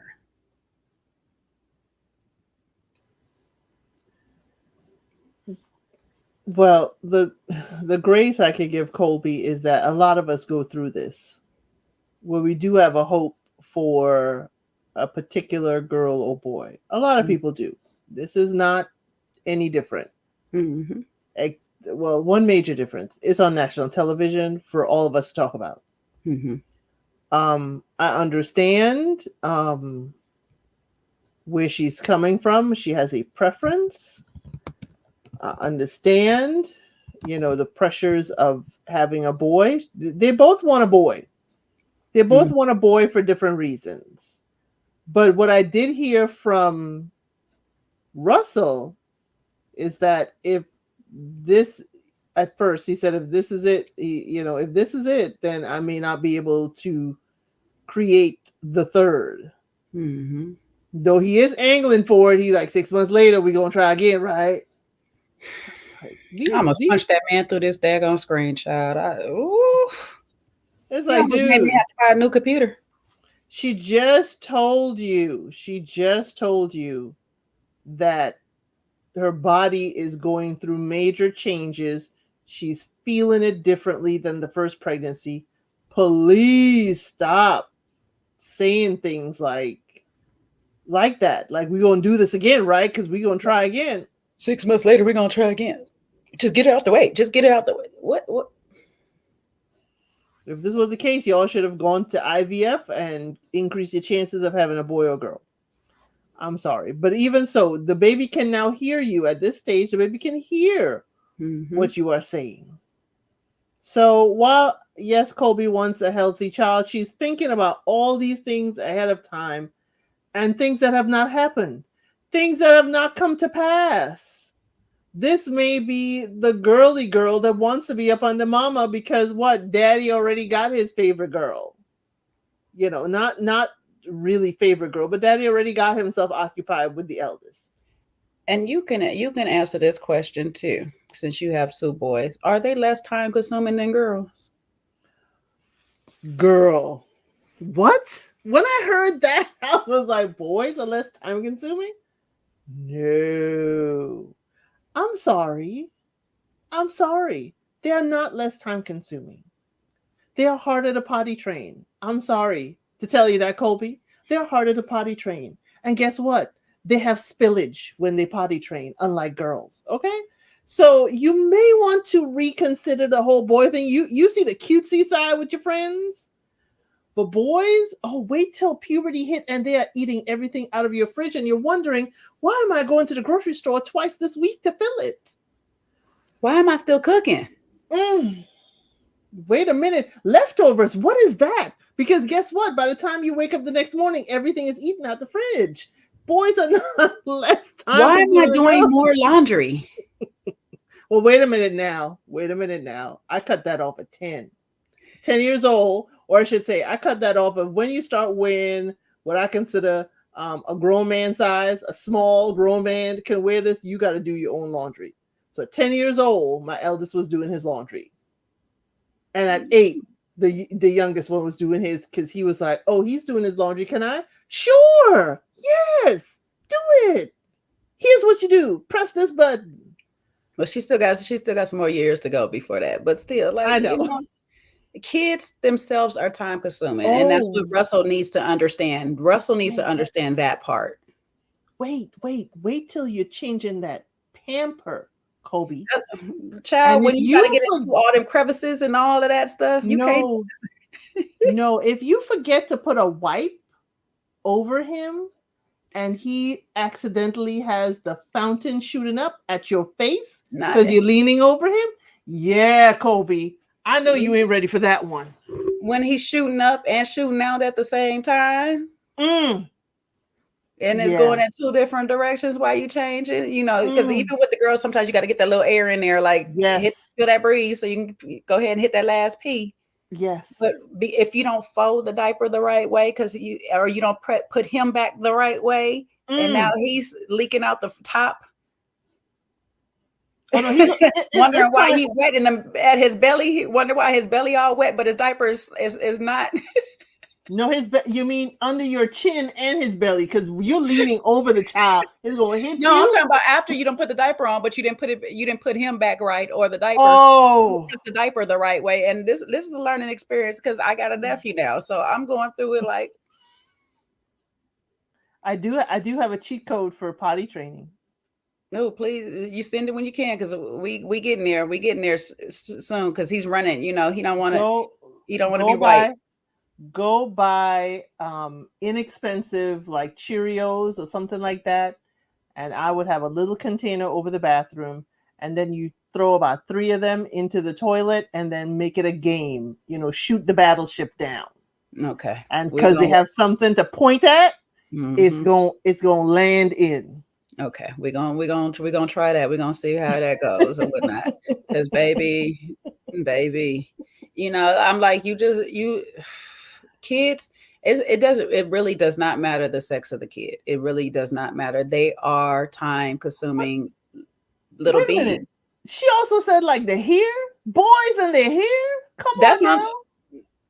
Baby, you can't get a haircut for a cool little minute, so you still gonna do some hair for a little while or whatever, and then you might get into a space. I like him with the long hair. You get there, whatever. Then when they start deciding what kind of hair they want to have, you know what I'm saying? They gonna go through their different phases of hair, and haircuts for a boy is every single week, baby girl. And guess who he usually go do them with is daddy. They go to the barbershop generally with daddy, so he's gonna be with daddy still. Is Oh, I was the mama in the barbershop. I was that. I need her to watch that video of that lady. I wish I knew that lady's name who has the 3 daughters, and I love those videos what she do with her girls. She turned everything into experience. They do the whole brunch days or whatever at the house. The hair days is a whole experience at the house that she do with her girls. She turns it into a fun little thing. And as an influencer, Kobe, you're an influencer. As an influencer, she does this with her girls. They have the charcuterie board day that all of them make the charcuterie boards or whatnot. They all do they make their own dinners, and they have their little glasses, and she poured a little apple cider in it and all this. And it's a woman's pamper day. That's a beautiful thing. That was a great thing about having a girl. It's like I got to do the cutesy girl things. And I get it. I'm a girl dad too. You want to do the boy things, but guess what? I can still go play basketball with my daughter. Then we go get our nails done. I can still build sandcastles with her, and we can go get our hair done, go get a massage. I think her emotions are just amplified now. Her hormones, her emotions, everything's amplified. I take everything she says with a grain of salt. I take it momentary. She's having all these discomforts. We understand what it is in pregnancy when you ain't feeling right and you ain't really getting enough sleep, rest, and whatever. And you've got a 2-year-old also to take care of. And I just can't even use the restroom right. Oh yeah. I can give her the sympathy of Kobe. I can see and hear and feel everything you're going through, because it's just like I don't want to be bothered. The sympathy I got for her is because of Russell. Because again, she's saying, I don't want to do this again, regardless. I just wanted the boy so we can be done. I think she wanted the boy the first time so she could be done, because Russell keeps talking about this. Oh, my daddy said I got to pass down the name, and he's going to be this and that and the stuff. Child, name one of these little girls Russell and keep it pushing. Okay. I don't care. Russ, Rusty, I don't care what you want to do with how you want to add your name onto her name. Put it on there and keep it pushing, okay, sir? Because again, your wife, and I'm about to get on Russell because I done got on Kobe already, but I'm about to get on Russell. Your wife has spoken and said she doesn't want to do this again. I need you to listen to her. She's telling you what is going on in her body. And though you may not understand fully the pain that she is feeling, if she is feeling something, and I hope she really is, because sometimes we be having a little thing in our head. It just hurts so bad right now, you know. And also I hope that she wasn't feeling them, because I don't want her to have a miscarriage. Because that feeling, that she was scaring me when she said she was having that feeling, because all I thought back to my miscarriage, because that was the same feeling I had. So I was like, Kobe, please don't stop. Just try to ignore it or whatever and stuff if you can. I don't want you to have a miscarriage this late. But baby, listen to her, empathize with what she's going through, because yes, this is not your body, you're not carrying it, you don't have to do all this thing, and you want to keep screaming, I'm providing a lifestyle, I'm providing. She's providing life. But he keeps providing a lifestyle she doesn't want. Doesn't want to Again, be a gym member, gym owner. She doesn't want to be the first lady of a church. You keep giving her what she stated she doesn't want. you're giving her everything she didn't like about her daddy. This is part of the reason she resents her mom, because the dad got the lifestyle he wanted and mom didn't. You're triggering this lady, and you're going to trigger her into, and God forbid it happens, trigger her into a decision that you're trying to prevent Barrington from. So do what you got to do in your house first. I understand you want to help all these people out here in the world, help all of that, but sometimes you got to help your house first. Like they tell you on the airplane, save yourself, put the mask on yourself first, put this mask on your family first, fix your household first. So therefore your testimony is, when somebody of comes to you with this particular type of problem, you have the story already. Hey, listen, I went through this with my wife. We had to figure it out, and I had to let go, just like she had to let go of the dream of having a boy. I had to let go of the dream of having any more children to make my boy, because it was taking a toll on my wife. And at the end of the day, I don't want to raise kids alone, because you still got to factor that in, Russell, that 6 months later, it might not just be enough time for her body to recoup for another child. She's telling you she's struggling with the second one right now. And granted, she might say the doctor told her that, but that's still not, shouldn't be the case, that she's feeling a pain in her lower pelvics on a constant basis this early in a pregnancy. That should not be the case. So while your problems are really minor, communication could make them a real big thing if you're not doing the active listening part. And so that's what I need. I don't need you to do the passive listening, Russell. I need you to do the active listening, of listening to your woman say, I do not want to be stuck in the house doing with another kid. How you want her? This is Without him. Without without him. him. Because I can see him, throwing, assistance in the home in there. But I don't know. I don't know if Russell is the type of gentleman to say, well, our parents was able to do it without the help of nanny or live-in help. So I wonder if he's like that. I need both of them to stop living off of past things, and because he said it too, and that would piss me off. They say boys generally like their moms, and girls attached to that. Stop living off of past of what they say. Please invent what is right for y'all household yourselves. And leave There is them out of some it. traditions. Yes, there's some traditions that you keep. You keep God in there. That's a tradition you got to keep in there. You keep him in there. You keep him at your forefront or whatever. But what God tell you, what I'm gonna use Jesus' parents. I'm gonna use Jesus' parents. Would Joseph have left Mary and just be like, well, Mary, I got to get out here and make a way for Jesus. God put this pressure on us. We got Jesus, and I got to get out here and figure it out. I know you're pregnant with the next one and all this stuff like that, but we got Jesus and everything. We just got to let you go. We can't worry about that right now. The men in the Bible, listen, the men who follow God, who really follow God, took counsel from their wives in the Bible. They listened to their wives. When their wives sometimes told them not to move, they didn't move. Now, do you go fact check with God? Go ahead, do the thing, do your thing. But God is never going to just tell you something and tell you ignore your wife. The only time he did that in the Bible was Zechariah. Was it Zechariah who he muted? Because Zechariah, Sarah's husband, was it Sarah? He muted because Zechariah lost faith. If I need Coach O here to make sure I got the right person. But whoever it was, excuse me, because I'm still studying. I get the names. It's so many names. The names get me confused. Okay, but whoever it was, who I think it was Sarah, who got late pregnancy, way past childbearing years. And when God told her you're gonna have a baby, he was like, "Yeah, no, I don't believe you, God. Whatever." When Gabriel came and told him you're gonna have a baby, God is sending you a child. He said no. That's the only man that we know in history that couldn't talk to his wife. And when his wife said, "We gonna name this baby John," what they do? Name that baby John.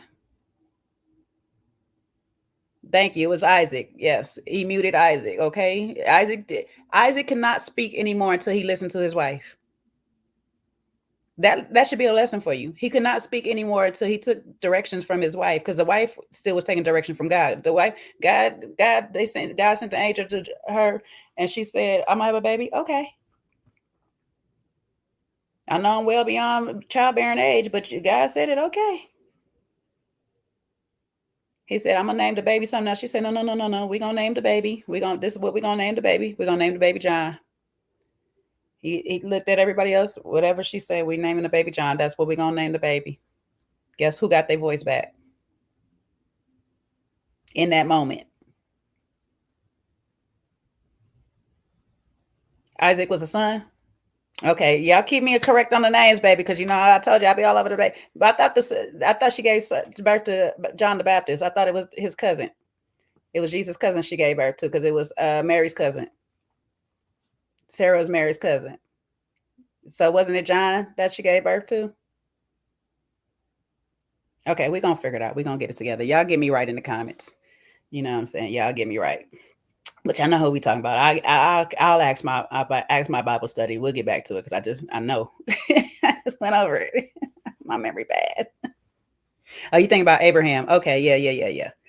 All right, I know. But yeah. So, yeah, little Bible tandem. Sorry, my bad. Went off on a rant. Okay, Elizabeth. Thank you. And Zacharias. Okay, it was Elizabeth. I was like, what was the name? Sarah? Elizabeth? I'm sorry. I did Bible study today, and I had a whole bunch of other names. And I mean, when I say other names, it's the names that you got to sound out and you hope you say it right. Okay. I'm in the book of Samuel right now. So, you know, all of David's kids' names had some names, baby. All right. Okay. I can't talk because my actual government name is a bit much too. So. What happened to the simple names? Clearly, the Bible didn't have many of those simple names. Once you get deep in the weeds, and I think that's why most of the stories we were told because they were the simple names. Right. Because shoot, I start getting confused. I'm like, oh my days. There are several stories with unique names that we don't hear about regularly because people don't know how to say it. Yeah, so it was Elizabeth's parents, John's parents, Elizabeth and Zechariah, who I'm talking about. But yes, sometimes you got to listen to your wife. Sometimes you're going to have to get count. Sometimes God sends your wife the messages. Some of your messages may come from her. And one of these messages might be, we got to stop at this baby right here. Or explore options. Maybe you explore a surrogate. Yeah. If you are that. And then we can be doing while we doing a surrogate, we can make sure it's a boy. Because guess what? They will definitely do all of that for you. Yes. While you providing the lifestyle, provide for that lifestyle. Let's get ready for that. And guess what? We ain't got to even wait the 6 months. We can work on that right now. Yeah, well, we can do that too. But we can't help carry the baby. So that part right there, we still got to figure that part out. So I'm gonna need Russell to counsel his household, counsel himself, or go to counseling to get the best counsel. Because sometimes as a pastor, sometimes you have to go out to other pastors, and you got to go out to other people and seek the help that you need too. Does Russell understand? Pastors are sometimes not at home. They are out in the community. And I don't want him, as I said in the chat, I don't want him out here like Judge Mathis, serving his community more than he serving his wife and his family. But again, if he listens to his wife, she is a product of that household. She knew what it was. Her dad was doing that, and that's what she resented from her mom, is that, which is crazy because she's such a daddy's girl. She doesn't see the dad side in it. You know what I'm saying? She's looking at the good that he does in God's name, but it also tore his house because he wasn't balanced. There's a balance in that. And it's not going to be easy. But if you keep piling more things on one side of it, it's never going to be balanced out. You're piling all of these things. I'm gonna be a preacher. I'm gonna open the gym. I'm gonna do this, that, and the third. But you're not providing any balance on her end.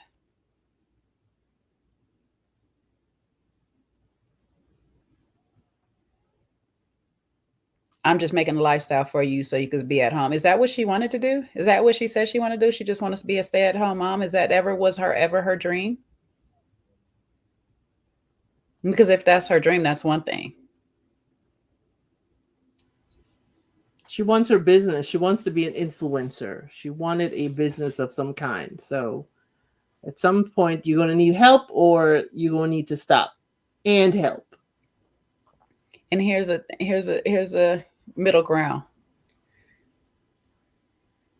We have 2 kids now. I'm not saying make any more. I'm not saying try to make any more, because obviously pregnancy is not just happy. It's not a happy place for you. Some people, that's a great place. Some people enjoy being pregnant, and that's why they are surrogates. That's their thing.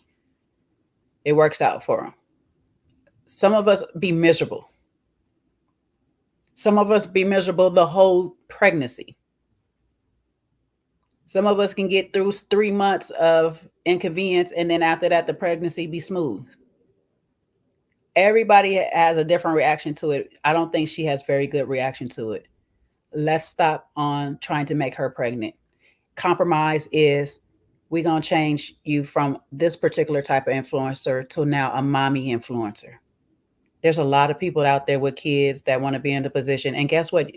You have a wonderful story, Kobe.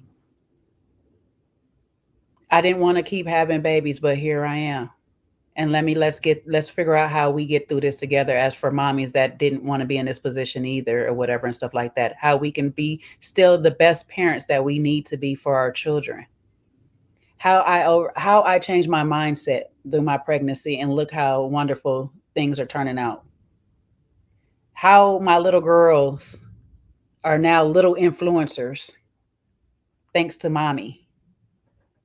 And I'm gonna tell you now, especially on YouTube, children influencing children's things is good money. Very good money. You got them people on TikTok making great money.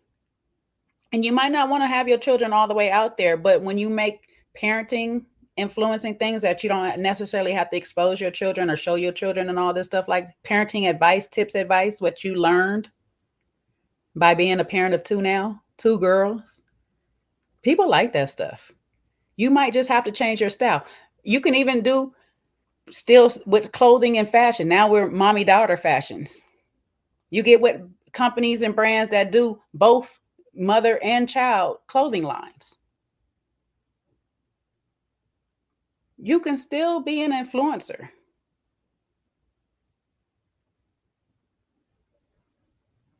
You make it fun. Like Elle says, we make potty training fun. You make influencing fun for you and your children, ma'am.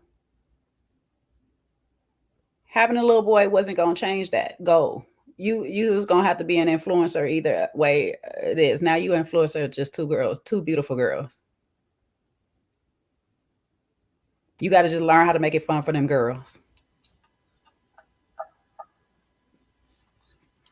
It ain't the end. It's just the beginning. And you're Mm-hmm. worried about stuff coming up in the future. Just pray about it and keep on moving. It gonna work itself out. It's gonna work itself out, baby. And we two people that sat here. El Cid was blessed to get her boys. I didn't get mine, but baby, when I asked the doctor for the last time in the 9th month, you sure it's not a boy? I got it together. I was like, okay, well, as long as we have a healthy baby. but I never was so hard pressed. I really wasn't this hard pressed. I wasn't in tears when I found out. I was more in tears when I found out I was pregnant than I was in finding out what the sex was. No, I definitely wanted boys, and for selfish reasons. So I know why Colby, feels this way. The oldest one is, there are 4 generations of women. I wanted to end that. So again, it's for selfish reasons. Same. Like I say, most of mine, I think my sister, unfortunately, has not unfortunately, I say unfortunately only for this reason, because our last name is pretty much dying off.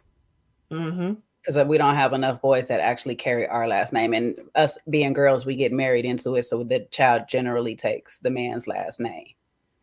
So these new age kids, the man y'all can create a I know last name. you can create the last name, but part of some of us is still traditional. So they end up taking the last name or whatnot.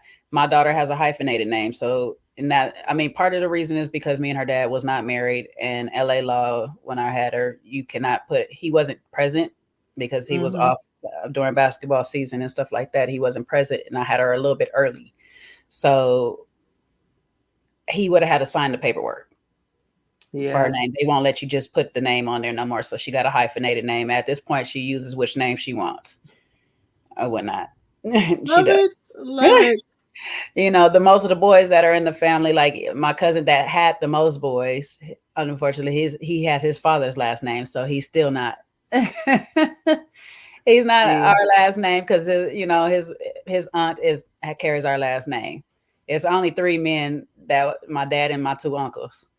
So out of the boys, it's hey, I wanted my youngest to be a boy as well, because the first boy after 4 in the line of 4 generations of women, spoiled rotten. So I needed another boy to kind of dilute that.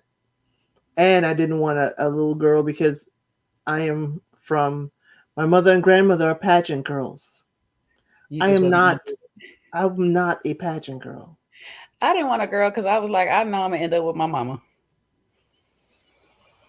Well, the same for me. It'll be a pageant girl. No, see, yours is pageant girl. You know my reason for my mama. I was like, and partially for a hot second there, I thought she was gonna start acting like her too. I was like, oh, because I try to prevent from that thought too. I really try to prevent from that thought, because they generally say if you have a thought of somebody or you just don't like somebody, that's who the child gonna be like. So I try to prevent from that thought. But sometimes she be having that little attitude. I'd be like, okay, little girl, all right. But she turned out good or whatnot. And like I say, she's a mama's girl. She's a mama's girl. It could be the reason because she's been up under me most of the time or being raised or whatnot. But she could have easily just been a daddy's girl just the same. But she's not. She's a mama's girl. So Colby, don't let what they say influence how you feel about your child or whatnot. Know that you just, I don't know why you took that people telling that you just want a healthy baby as them talking bad about you or making you feel some type of way. That's what you really want at the end of the day. If we're gonna be honest, you really do want a healthy baby at the end of the day, because it can be way worse. It can be way worse or whatnot. And I'm not talking about a child with just like, some small inconvenience or whatnot. I'm talking about you can just really be way worse than it. And I'm not going to speak on any of the way worse because I don't wish that on you guys. Just pray that you have a healthy baby. regardless of the sex. Because baby, look, at the end of the day, she could still be your little boy. That was my daddy's little boy. So, and he wanted boys too. He wanted some more boys too. I was my daddy's little boy. I'm a daddy's girl, but I'm his little boy. So she could still be your little boy at the end of the day. Hell, she might end up sexually being your little boy. So just let it go. Careful what you wish for. Then you be talking about I ain't getting no grandbabies. Careful what you wish for. So yeah, just love whatever God gives you, okay? Because at the end of the day, they still blessings. Babies are still blessings. And to be honest, not all women get them. Not all, and it's sad that a lot of women that do want them don't be the ones that get them a child at all. So just take your blessings in stride, babes. Don't stress it. You're overthinking it, Ma. You're really overthinking it. And Russell, I need you to think about it a little bit more, okay, sir? Because you starting to. I want to like you. I want to stay liking you, sir. But you're gonna piss me off right now. But what else do they have? What else? What I'm saying is, this is what I expected. Because what else can they argue about? What else can they bring up in her delicate condition? So I'm not surprised that this is their storyline. There's nothing else we could talk about. You know, she can't be yelling, carrying on, and going back and forth with folks. I expect this. What can you argue about this? I don't want him to physically just manifest this argument into a physical thing of 6 months later she pregnant again. Don't do that. Yeah. Don't. You know what? We really don't like talking about the next pregnancy in the midst of the current right. one. Don't compound. And don't talk about it a day, a week. Give it a few months before you even broach the subject. Because, child, I got mad. I got mad for her 6 months later. And I was one of them people that kind of want to have it twins. Like 6 months later, you got me. Stair steps. I looked at him. The look she gave was real nice. I looked at the TV like, no, he didn't. I told you, I almost broke this thing. The device I was watching it on was almost shattered, child. Like, say what now? Now, you was doing good over there with Brandon. You crying and carrying on and don't want no divorce. And here you go, starting to instigate a divorce in your own daggone relationship, okay? You know what the show could do? Give him the contraction machine. That's what I was thinking. I was like, maybe you need to feel that. You need to feel it. Oh, you need to feel what a cramp feel like, something. That would be a great kind of, comic relief and mixture in there, that to put Russell through the rigors of labor. What they say, she need to hold his hand while she's giving birth, because obviously she didn't do it the first time. Let her squeeze the living life out of your hand while she pushing. I don't think she can squeeze the living life out of his hand, because once you get his hands seem like they already, they too rough to feel anything. Yeah. He lifting weights. You see how much of the weights Russell was lifting? Her squeezing his hand ain't gonna do nothing. That pain hit you a little different. You get the power of God all of a sudden. You can't squeeze his knuckles together. They don't get together.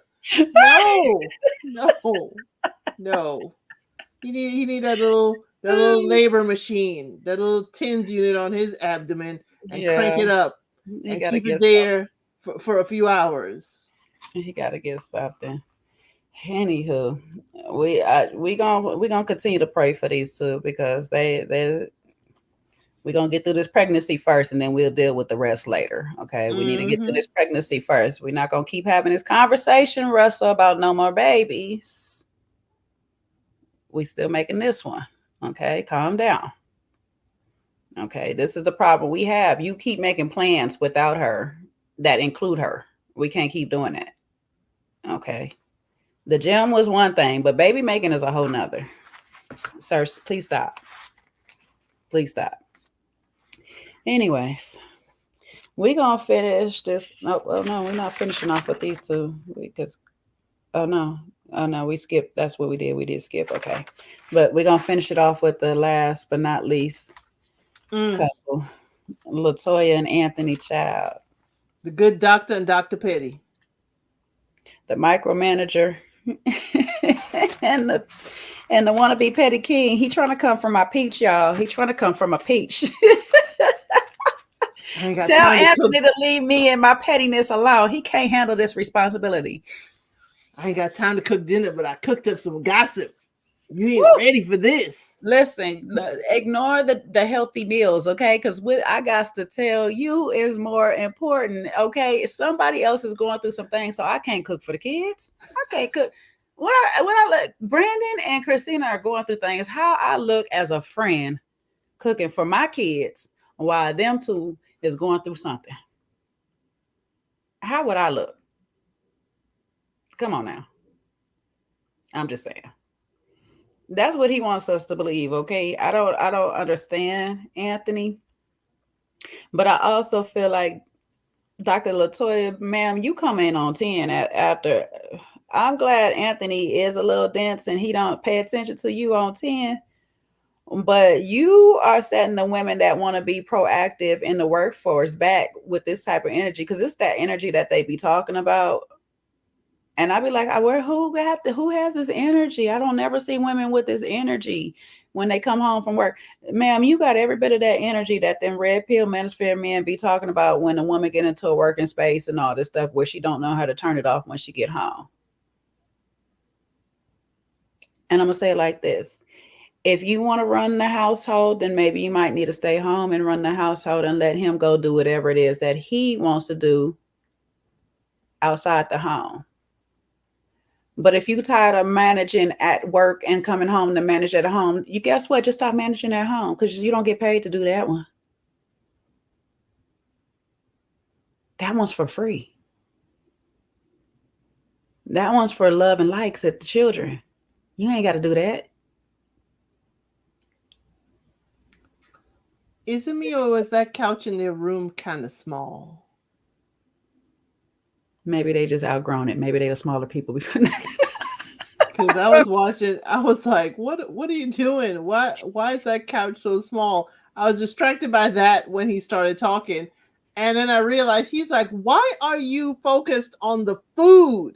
The children have eaten. Mission accomplished. I've got this gossip for you, and you are not taking the bait. And you say she's telling you don't go there. It's like, why? I'm like Dr. Latoya, why are we involving ourselves in other people's business? I'm like her, but again, it is a show. You got to be involved somehow. So, show or no show? Sorry, go ahead. Show or no show, I understand. No, I'm with you. I understand, but she's like, this is not the time or place for me to talk about this now, but he wants to serve you tea, doctor, while it's hot.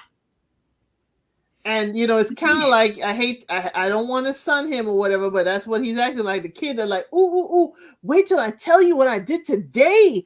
I'm just excited to tell you what I did today. Look what I can do. Ooh, okay, Stuart. I don't want to do it.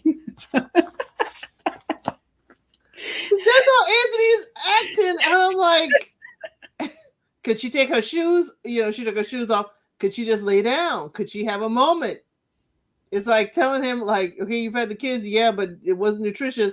Could you at least, do the turn down service on the bed? You sitting over there on the couch. What are we doing? Baby. It's like he has neglected his home duties for this hot tea.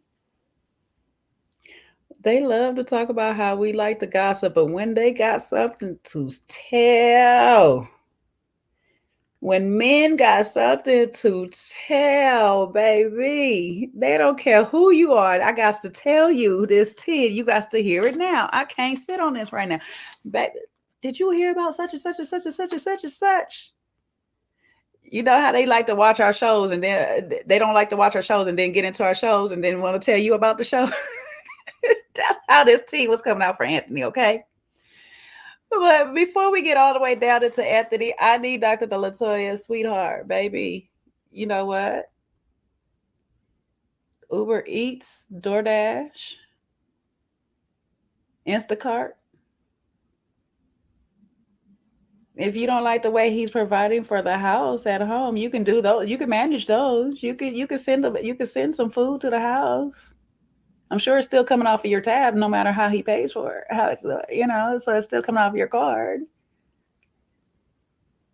I don't know how well of a cook. Maybe Anthony is a real good cook because at the last dinner that they had, the men came and brought the plates out. So maybe Anthony does cook from the time to time. But had the roles been reversed, we too get tired of cooking in the house sometimes, every day, all day.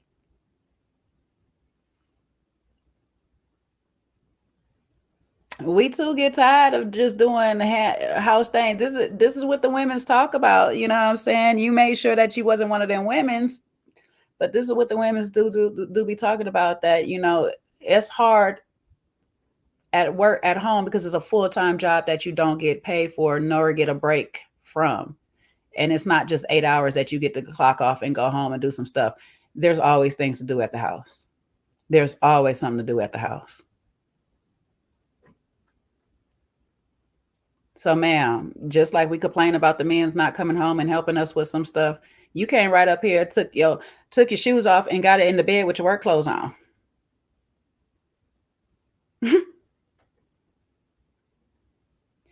But that's not even my biggest problem with Dr. Latoya. And this goes back to what you were just saying, said.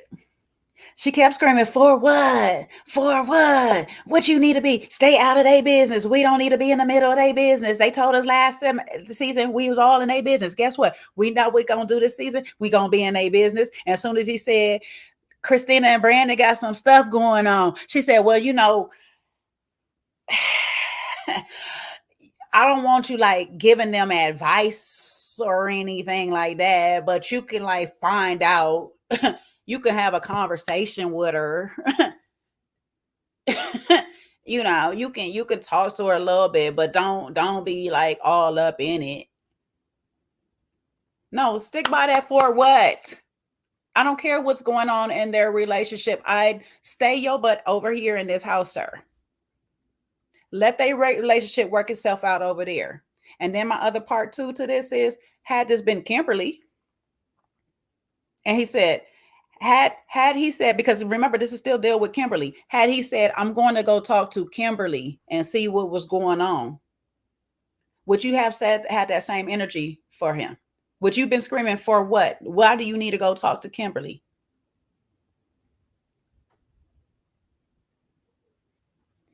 You're messy, ma'am. Because non-messy people keep the same energy all the way throughout. Not once did Elsie sit there and be like, oh, I just want to hear about this little bit of tea, though. You know what I'm saying? She was like, no, she gonna, for what? For what? On the show, off the air and stuff like that, it's still going to be a for what. Now that I'm getting paid, I might have to investigate just because I'm getting paid to do so. This is now my job. But I still have a for what energy because I really don't care. When I don't like a person, I don't like a person. I don't care what's going on in their life. I'm not invested in finding out their downfalls. I don't even wish their downfalls. You don't exist to me. If we got to work together outside of business, that's all we're doing is working together. So therefore, my conversations would not be about these other couples unless I'm trying to hide something inside of my own house. But how quickly she shifted, for me, that was my problem. Because that energy shift was real quick. Because you was a hard for what? You gave him a stern look and said, what are you going over there for? And as soon as he announced that Brandon and Christina are going through some problems, it was like, well, just find out what you can, but, don't get too involved.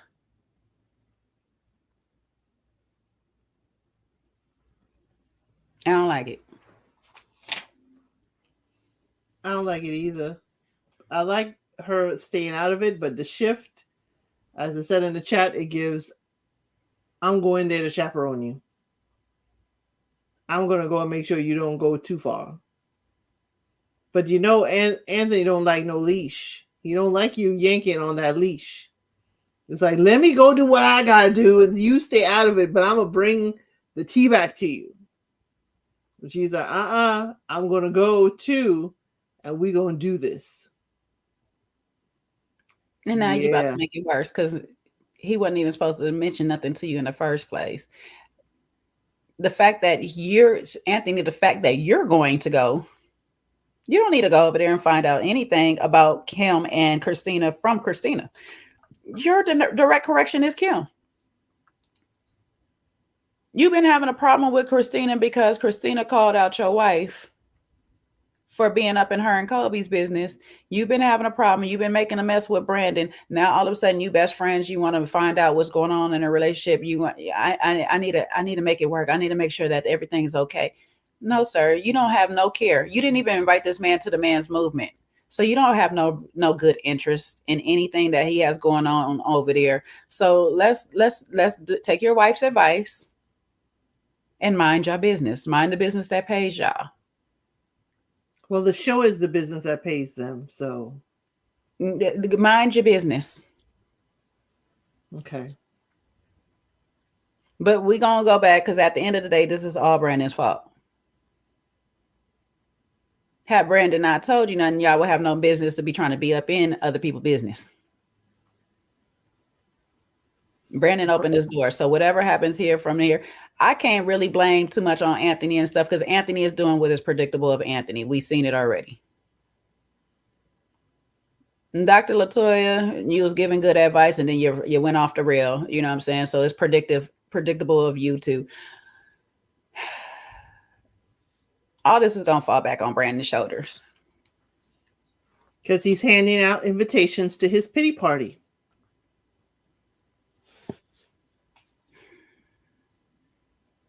And guess who wants to ride all the rides there? Anthony. And I don't want to hear him. I do not want to hear you, Brandon, later on and think, oh, Anthony made this worse. Anthony, no.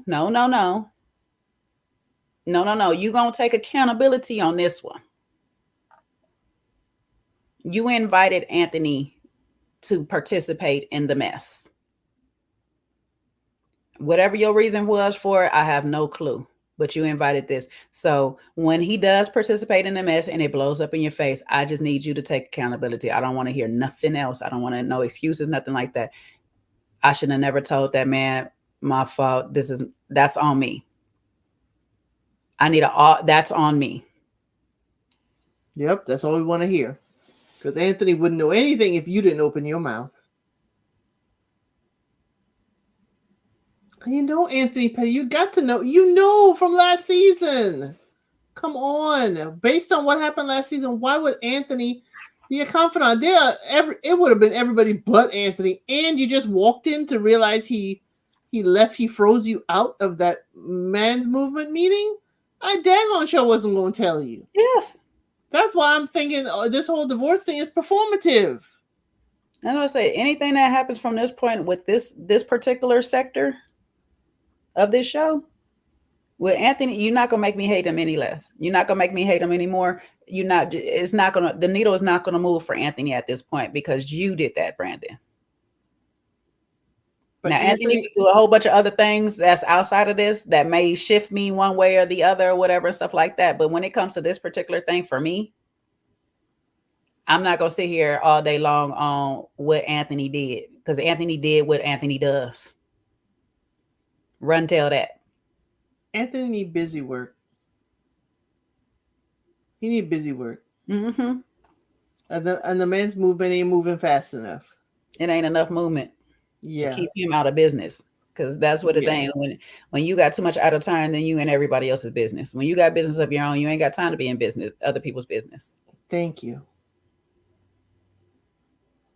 When you got your own, when you got, all the ingredients to cook in the kitchen, you ain't got time to be in other people's business. Oh.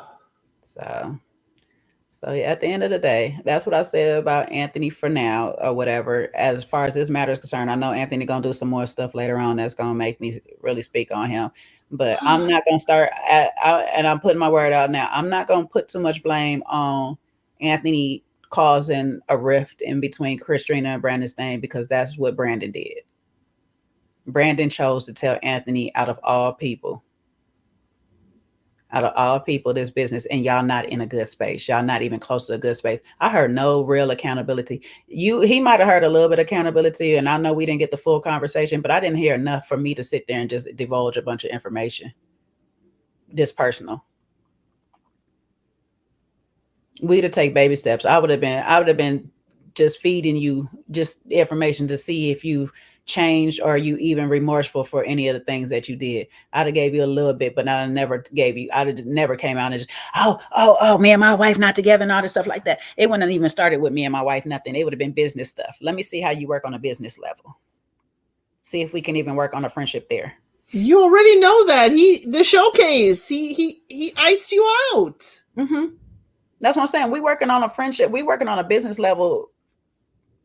Getting back together on a business level. We're not working on a friendship right now. You done enough to me for me to see what type of person you is.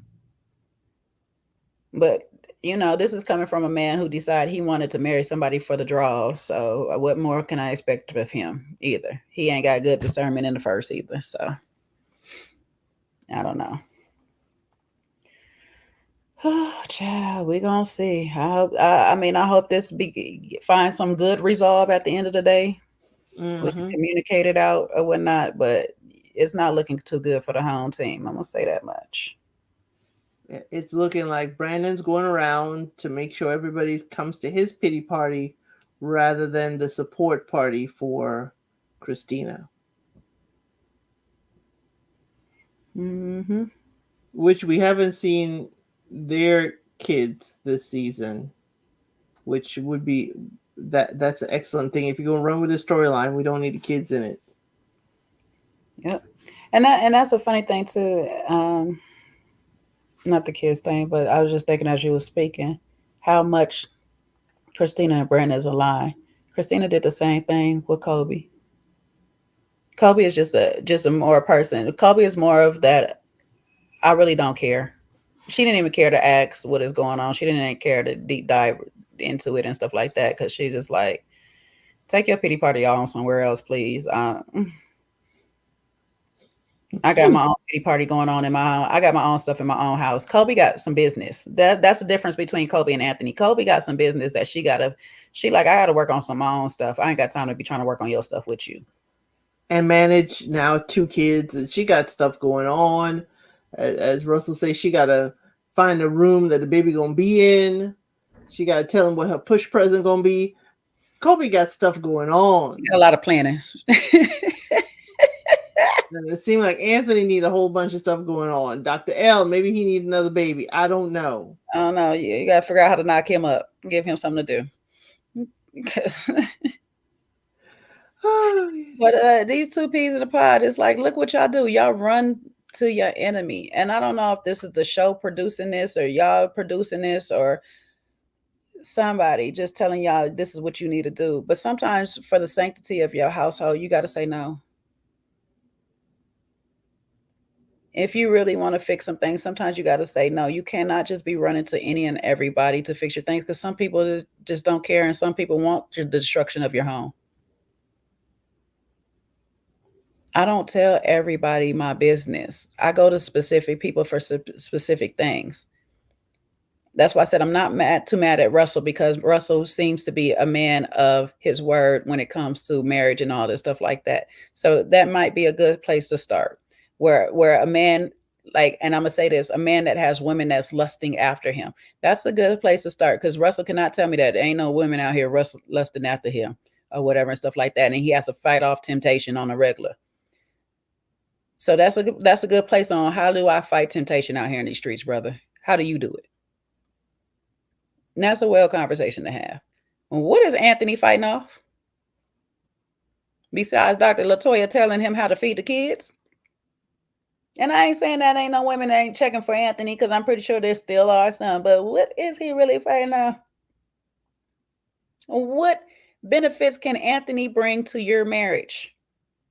And hold on, I will give Anthony this, because he did say this in that moment when Brandon did divulge. It brought him back to the time when he moved he had to live in Atlanta, and he don't wish that feeling on his enemy.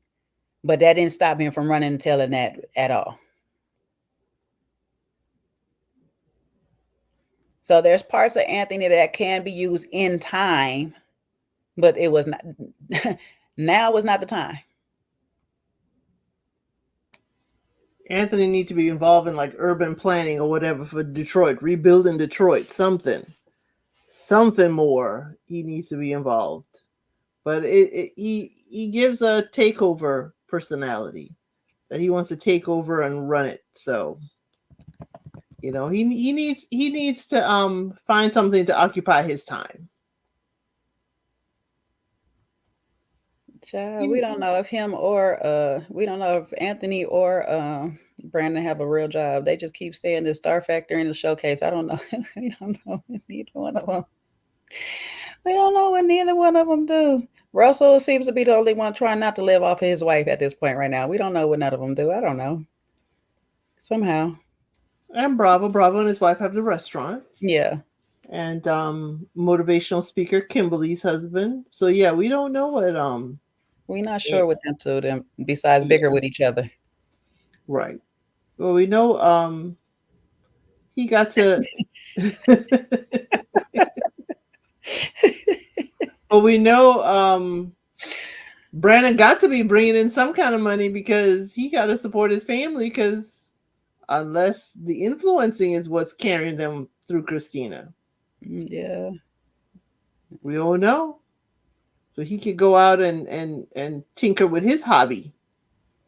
I mean, he's supposedly managing people and artists and stuff. So I don't know. I'm not. I'm like not one artist at a time. That's what I'm saying. I'm not invested in too much of what Brandon Star Factor in his company and whatnot. So I'm not sure. I have not yet heard of an artist from there. But like I say, sometimes I don't know the management companies that artists are under, and we probably could well know a top artist that he might have. I really don't know. I'm not going to say he don't have nobody or whatnot. Who knows? Because I was looking at Yandy for a while, and she was with Jim Jones, and then when she wasn't with Jim Jones, I didn't know who Yandy had. You know what I'm saying? It was a long time. I don't know.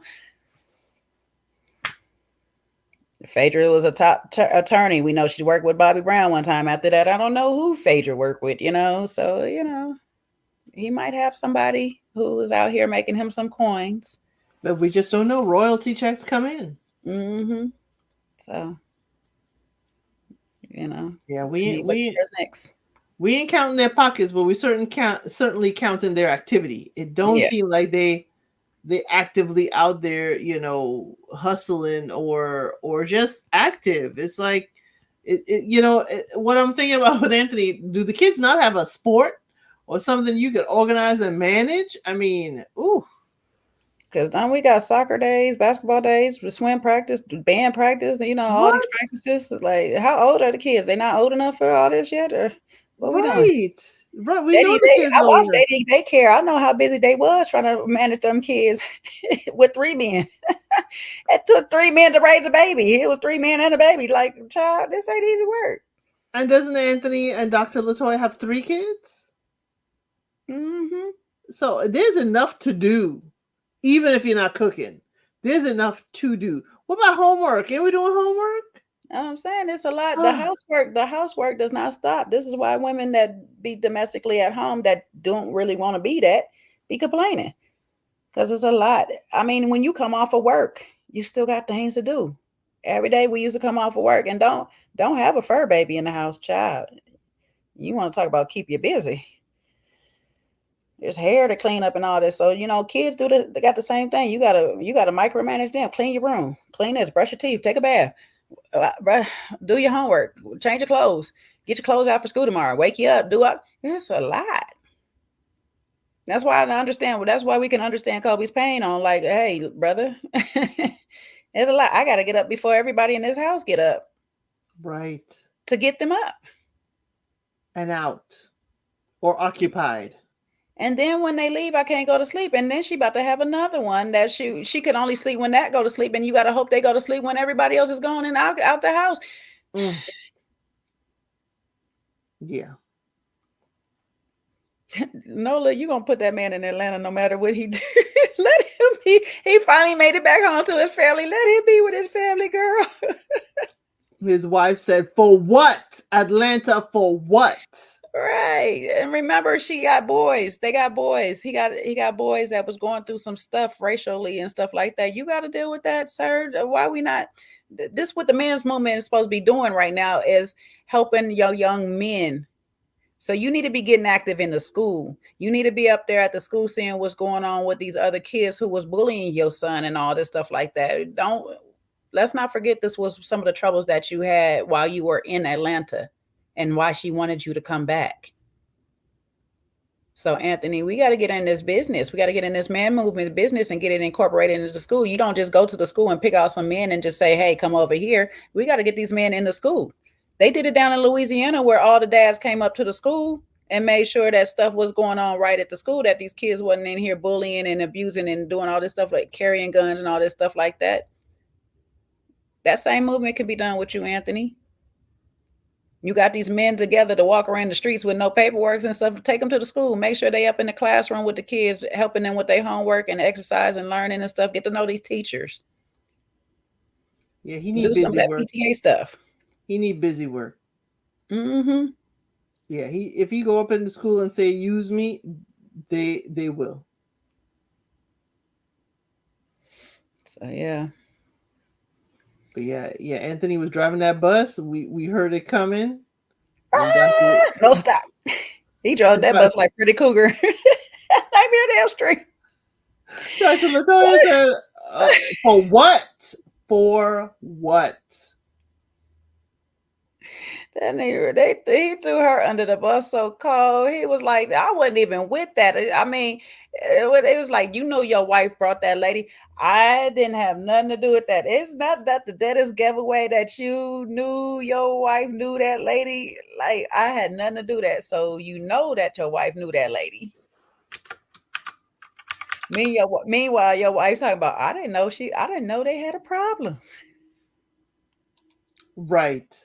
Didn't she tell you that at the table? Weren't you sitting at the table, Anthony, when she made that statement? He was too busy cutting into his steak because it tastes good. See, he tuned her out. Trying to get the seasoning so he can take it to the kids. Right. He tuned her out. It's like, ooh, this steak is good. Tune her completely out. Ooh.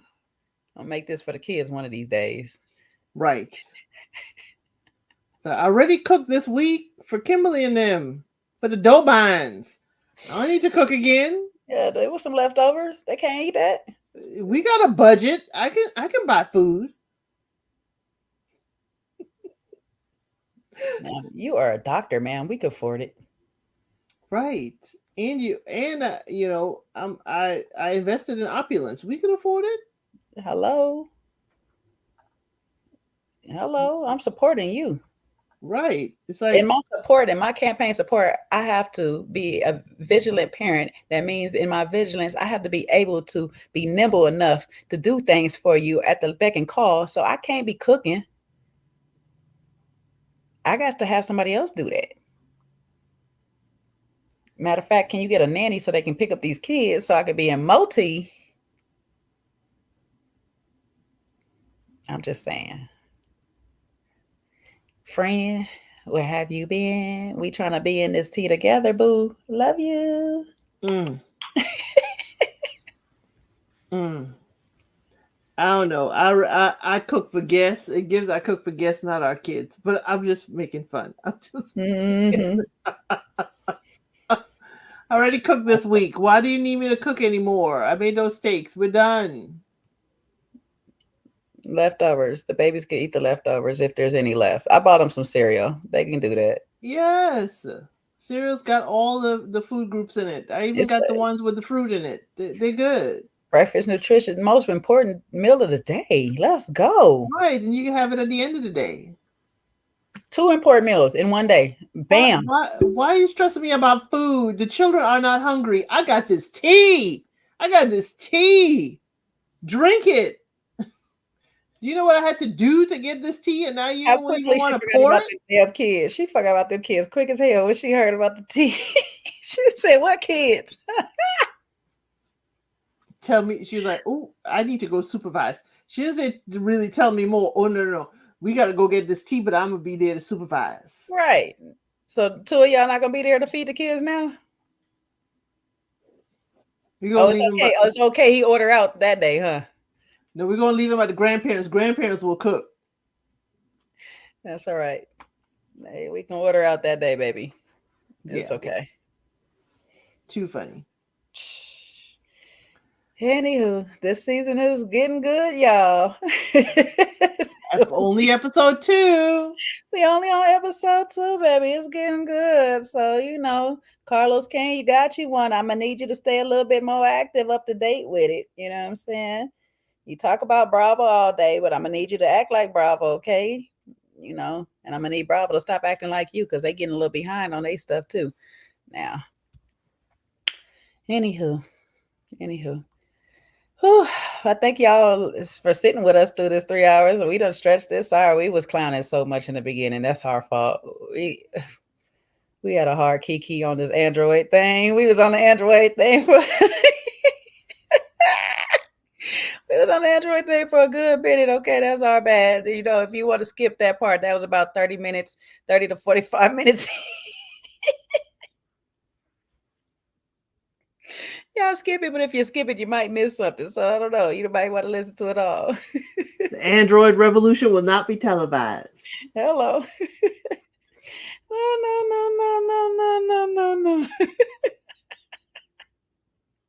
Oh, no. Y'all been cutting up in the chat today. I appreciate you all for being with us in the chat and coming out the bushes. Some of y'all that have, the rest of y'all that are not ready to come out, no pressure. You come out when you're ready. This is an open space. We have love and grace here. We'll let you, express yourself in the way that you want to, as you want to, But if you are here, or if you're just joining us, please go ahead and do us a favor. Like, share, and subscribe. Make sure you follow El Cid on her channel, okay? Because we will be active over there again, all right? It is El Cid.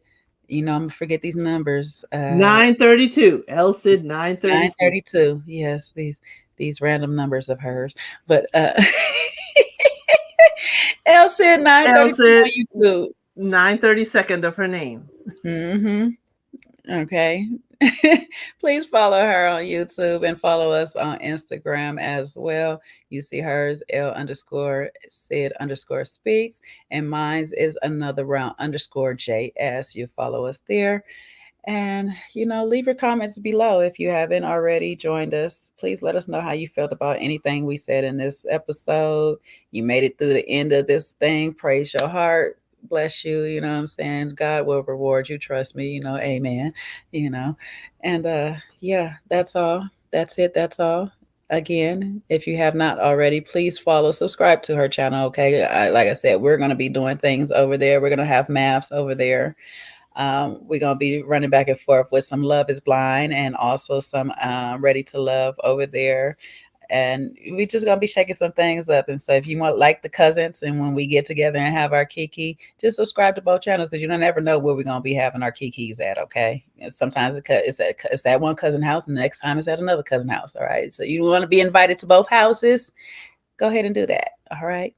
We'll talk to y'all later. Have a good one. Y'all stay blessed Y'all just stay blessed. Y'all stay blessed. And I'm gonna need people out here to understand.